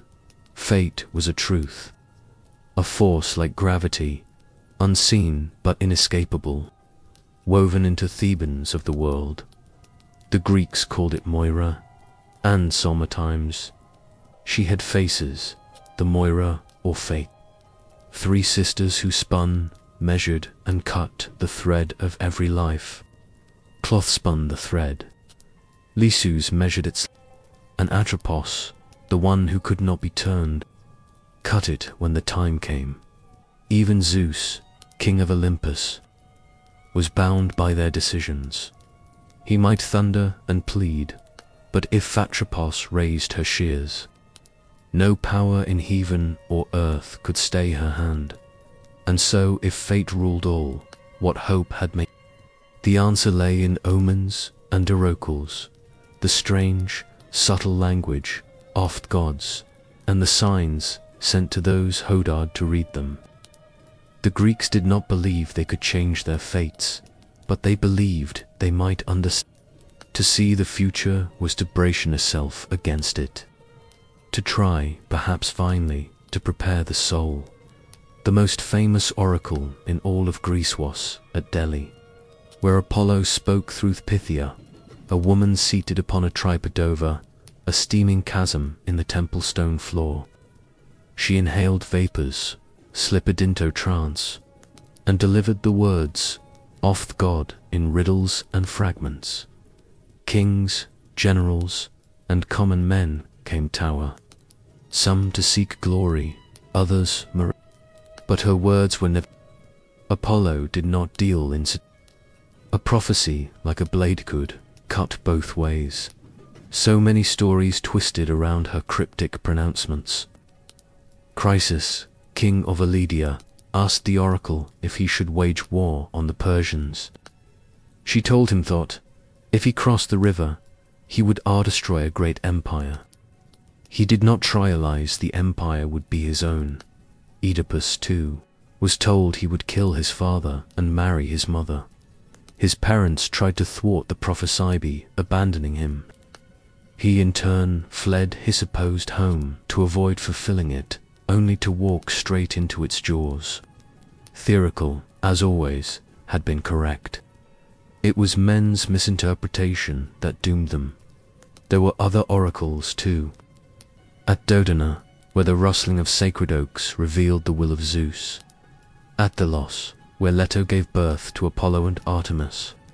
At Ammon in Libya, and countless smaller shrines where dreams, animal entrails, birds in flight, or the trembling of a flame gave voice to the unknowable dot.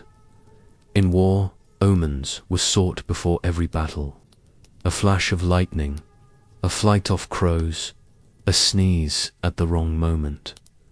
These were not trifles. They were warnings, communications from Thedivine. A general who ignored them risked notonly defeat. But cosmic punishment. Sacrifices were made before sea voyages. Births, weddings, the entrails of goats and the livers. Foxman was studied by seers who divinate will of the gods in dark wet patterns. Of muscle and blood, the art of reading omens became its own power. Seers like Calchas, who guided the Greeks at Troy or Tiresias.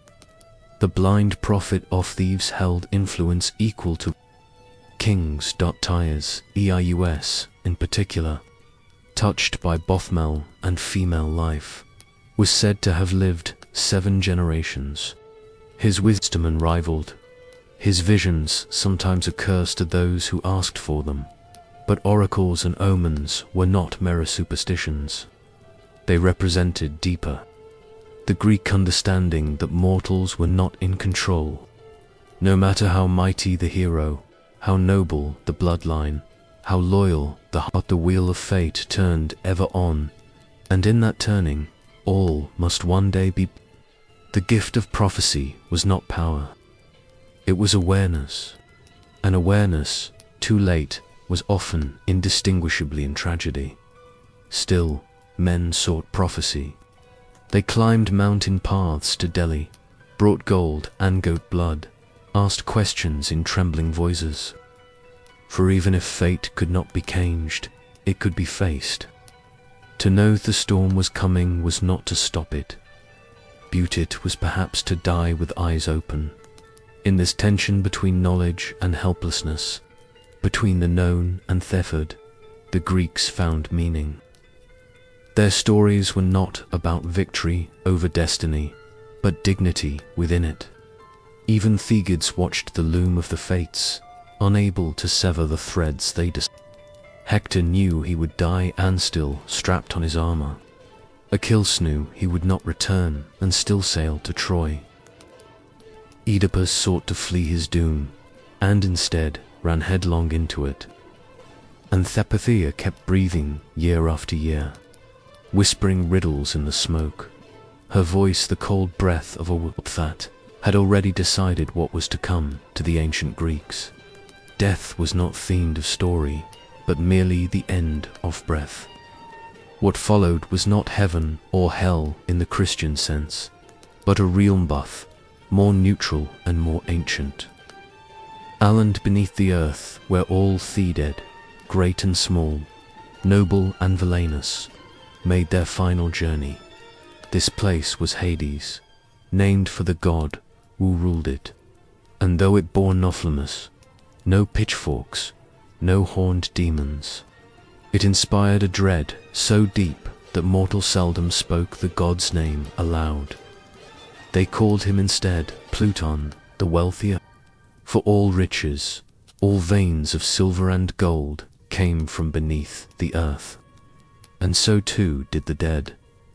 The geography of the underworld was shaped not by logic, but by myth and memory. At its threshold ran the 5 rivers: Styx, the river of hatred and sacred oaths; Aran, the river of sorrow, Fleg, Yon, of fire; Cocytus, of lamentation; and Lethe, of Forget, Fulness. Each marked a boundary not only physical but spiritual. The dead arrived as shadows. Sukai breathless and bloodless, stripped of voice and form, and crossed into Hades with the help of Charon the ferryman. For a coin, he would row them across Erin. Those without proper burial, those who could not pay, were left to wander the shores for 100 years, whispering and weeping. Upon entry, the souls were met by the 3-headed hound who kept the dead in, and the living out beyond him stretched the plains of Asphodel, grey and dim, where most souls drifted in forgetful silence, murmuring like dry leaves. But not all fates were equal. The underworld had its judges, Minos, Rhadamanthus, and Iacchus. Wowed each soul. The truly wicked were cast into a chasm of torment, deeper than even the Titan's prison, where oath-breakers, murderers, and traitors suffered torments crafted to mirror their crimes. Sisyphus rolled his stone. Tantalus thirsted forever, beside unreachable water. And Ixion spun upon his fiery wheel. The rare few deemed worthy of reward passed to the Elysian fields. A paradise soft winds, green meadows, and perpetual spring. Their heroes might linger in comfort, their memorias intact, their deeds honored. Still, fewer souls might choose to be reborn, passing through the river leafy to forget their past lives, beginning the cycle anew, in later mystery religions. A soul might even hope to escape the wheel interreliant, ascend to the stars. But such fates were rare and uncertain. At the heart of this realm stood Hades, stern and silent, a king without vanity. He did not seek worship, did not interfere in the affairs of mortals. He simply ruled, and he ruled absolutely. His realm did not change, and he preferred it that way. He was noteful, as later myths would paint him, but immovable, indifferent, the shadow cast by Zeus's storm and Poseidon's tide. and by his side stood Persephone, queen of the underworld, whose story, perhaps more than any other, reveals the strange duality of death in Greek thought. Persephone was the daughter of Demeter, goddess of the harvest. One spring day, as she gathered flowers, the earth split open and Hades rose in his chariot. He took her swiftly and without consenting into his realm. Demeter in her grief let the earth wither. Crops failed, rivers dried. Famine swept across the land. No prayer could sway her. She would not let the world grow green again until her daughter was returned, at last. Zeus sent Hermes to retrieve Persephone, but because she had eaten 6 of them, or perhaps just one, she was bound to Hades. The compromise became a myth for Theseus. Persephone would spend part of the year in the underworld, and during those months, Demeter would grieve and Thewald would grow cold. When Persephone returned, the earth would bloom. Life and death became a cycle, not a sentence. Over time, Persephone's role evolved. No longer merely a captive, she became Eryla in her own right. A queen of mysteries, who walked among the shades with quiet authority. In the Eleusinian mysteries, the great secret rites held outside Athens, her descent and return war reenacted each year, promising not only the return of the grain, but the hope of renewal for the soul. The underworld was not entirely sealed. A few mortals journeyed there, and Leveto tell of it. Orpheus sang his way past Cerberus and charmed Hades and Persephone, only to lose Eurydice with a backward glance. Heracles brought Cerberus to Thesophus. Odysseus, guided by Circe, sacrificed Tuthdead and called up the ghosts of Tiresias. Achilles, Agamemnon, each one told him that death was not only final. Better to be a slave in life than a king among shades, said Achilles, once the greatest of the Greeks. And so the Greeks built their tombs with they buried the dead with coins for Charon, with weapons, wine, and songs. They poured libations and made offerings at the family hearth. For the dead were never truly gone. They haunted dreams, sent signs, and sometimes through rites and blood could even be called back. Foreign words best left unspoken.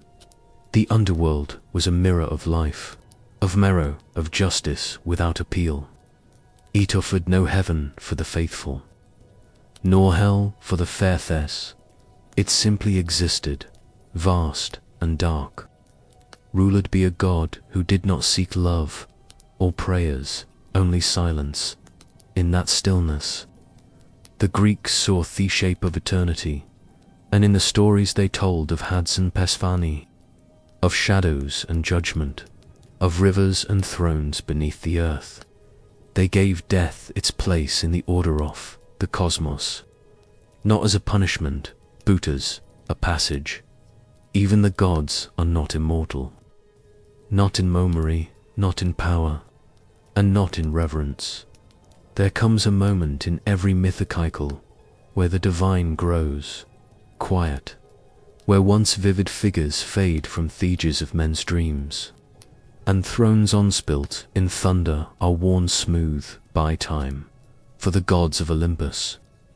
That slow treat began not with war or prophecy, but with Rome, and with a world that had grown restless under the weight of old stories. The Romans did not destroy the Greeks.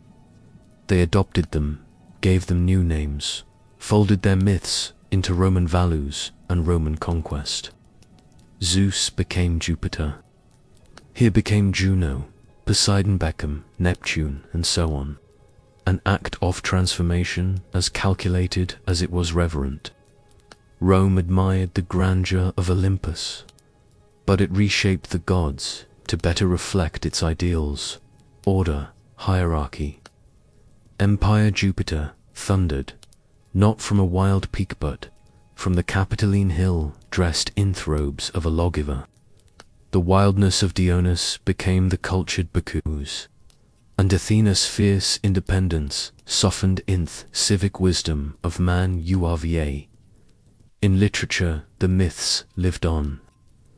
Oid Inhus metamorphosized the old tales in golden Latin, often with irony, always with poetic grace.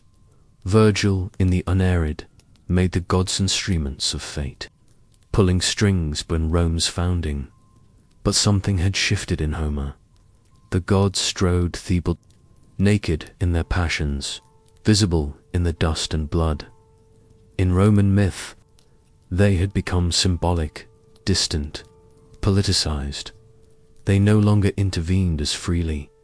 They had become themes more than presences, and as the empire expanded, so too did its encounters with new gods and ideas. From the east came Mithras, a deity born from stone, slayer of cosmic bulls. From Egypt came Isis, mother of magic and life, wrapped in silks and secrets. From Judea came a single, invisible god, one woe forbade images, scorned idols, and made no room for divine siblings or thunder-wielding kings. These new cults did not simply compete with the Olympians. They undermined the entire architecture of Greek belief where the old gods ruled by appetite and diarchy. These new faiths offer admirable clarity, unity, and salvation at the same time. Philosophy began, torrowed the mythic world from within. Thinkers like Xenopanes had long mocked the idea of gods shaped in the image of men, arguing that if oxen had gods, they too would look boyn. Plato admired the beauty of myth, but casts doubt on its literal truth, suggesting the gods must be perfect and good, not the jealous, lustful figure show bickered on Olympus. Epicurus declared that the gods existed but took no interest in human affairs and that fear of divine punishment was a superstition to be cast off. Even Stoicism, with its stern ethical code, saw divinity, not in figures, but in the logos that governed all. By the time the imperial cult arose, when emperors were declared divine and altars were built to mortal men. Thaline, between myth and politics, had frayed entirely. The gods of old their temples kept more fort tradition than belief. Farmers still left offerings to Demeter, and sailors still prayed to Poseidon. But fewer truly believed the gods walked among them. The flame on Olympus had not yet gone out, but it flickered low, and then came the final blow. Not from a rival cult, but from a revolution of faith, Christianity. Once a fringe sect of persecuted believers, began to spread across the empire, carried not by sword, but by word. Its God was unseen, singular, and omnipotent. Its stories were not of lovers and vengeance, but of sin and salvation in time. Its temples replaced the old dons. Its hymns drowned out the liars. Its priests denounced the Olympians as demons or fictions. By the reign of Theodosius I, pagan temples were closeted by law, the Olympic Games abolished, and the rites of sacrifice outlawed. The gods did not resist. There was no final war between Zeus and Christ. No Divini's siege of Jerusalem or Rome. The Olympians simply faded like the last light of a long day. Their statues stewed weathered and silent. Their altars, the marble columns, cracked and ivor crept up where priests once stood. The myths remained, but as literature, not faith. Children learned of Heracles in schools, not shrines. Artists painted Athena, but did not pray to her. Figures, who had once commanded storms and fates, were now stories, beautiful, strange, haunting. And yet they endured. Even as their temples crumbled, they lived on in whispers, in poetry. In the architecture of Western imagination, they returned in Renaissance paintings.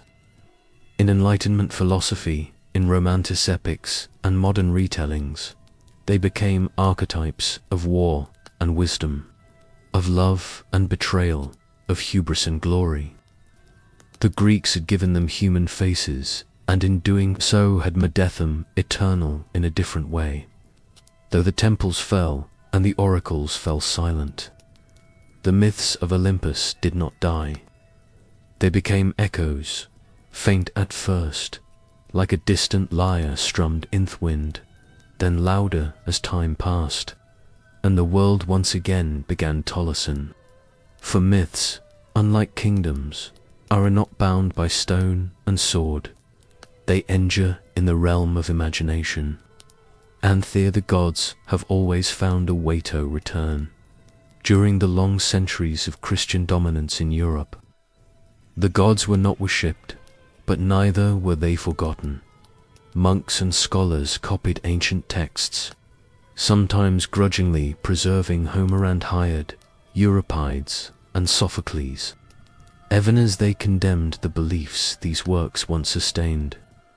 The old story served, not in temples, but in librarious act, between sermons and triatas waiting. And then came the Renaissance, that great turning of the wheel when Europe looked backward to move forward.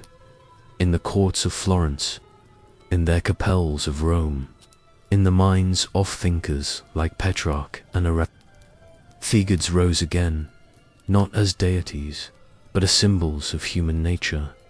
Painters draped Aphrodite in seashells and light. Sculptors gave Apollo his bow and grace. Poets invoked the muse once more. Myth was reborn in marble and canvas, not altar and incense.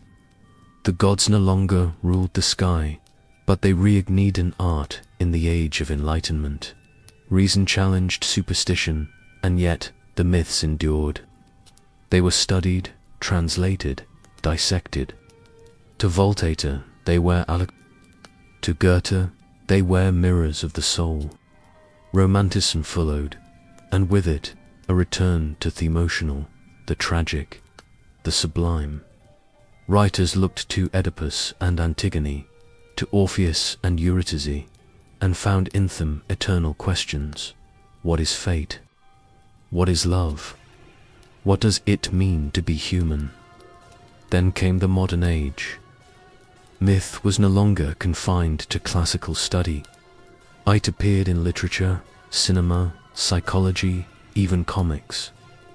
Carl Jung saw gods as archetypes within the human mind, eternally re-emerging. James Joyce wove them into Dublin's. Rick Riordan reimagined them for schoolchildren in Manhattan. In Marvel and DC, the gods walked again, not in robes and sandals, but in armor and spandex, and always in the background there remained the old tales, unchanged. Odysseus still sailed. Heracles, Persephone still rose each spring. They were not forgotten. They were simply translated generation to generation into new forms, new tongues, new dreams. Because myth is not fixed, it is living, more reshaped by those who carry it. What the Greeks gave us was not just a pantheon, but a framework, a way to explain the world, to wrestle with death, to honor beauty, to understand self. Their gods were flawed, yes, but gloriously so. In them we saw not perfection but potential, the agony of choice, the thrill of risk, the pain of hubris, the comfort of ritual. They told us what we might become and what we must fear. Even now, in a world of science and science, the myths still murmur. Yahoo heard them in stories of chosen heroes, in fallen stars, in the slow turn of Theseus. A girl descends and a king defies prophecy and laws of error. A mother grieves the son. The faces change, but the truths do not. The gods may have left Olympus, but they never truly left us. They walk quietly now, in books and songs, in dreams and memories. In every tale that dares to reach beyond their mortal veil, they are not dead. They have simply moved. And now the story ends. The winds on Mount Olympus are cold.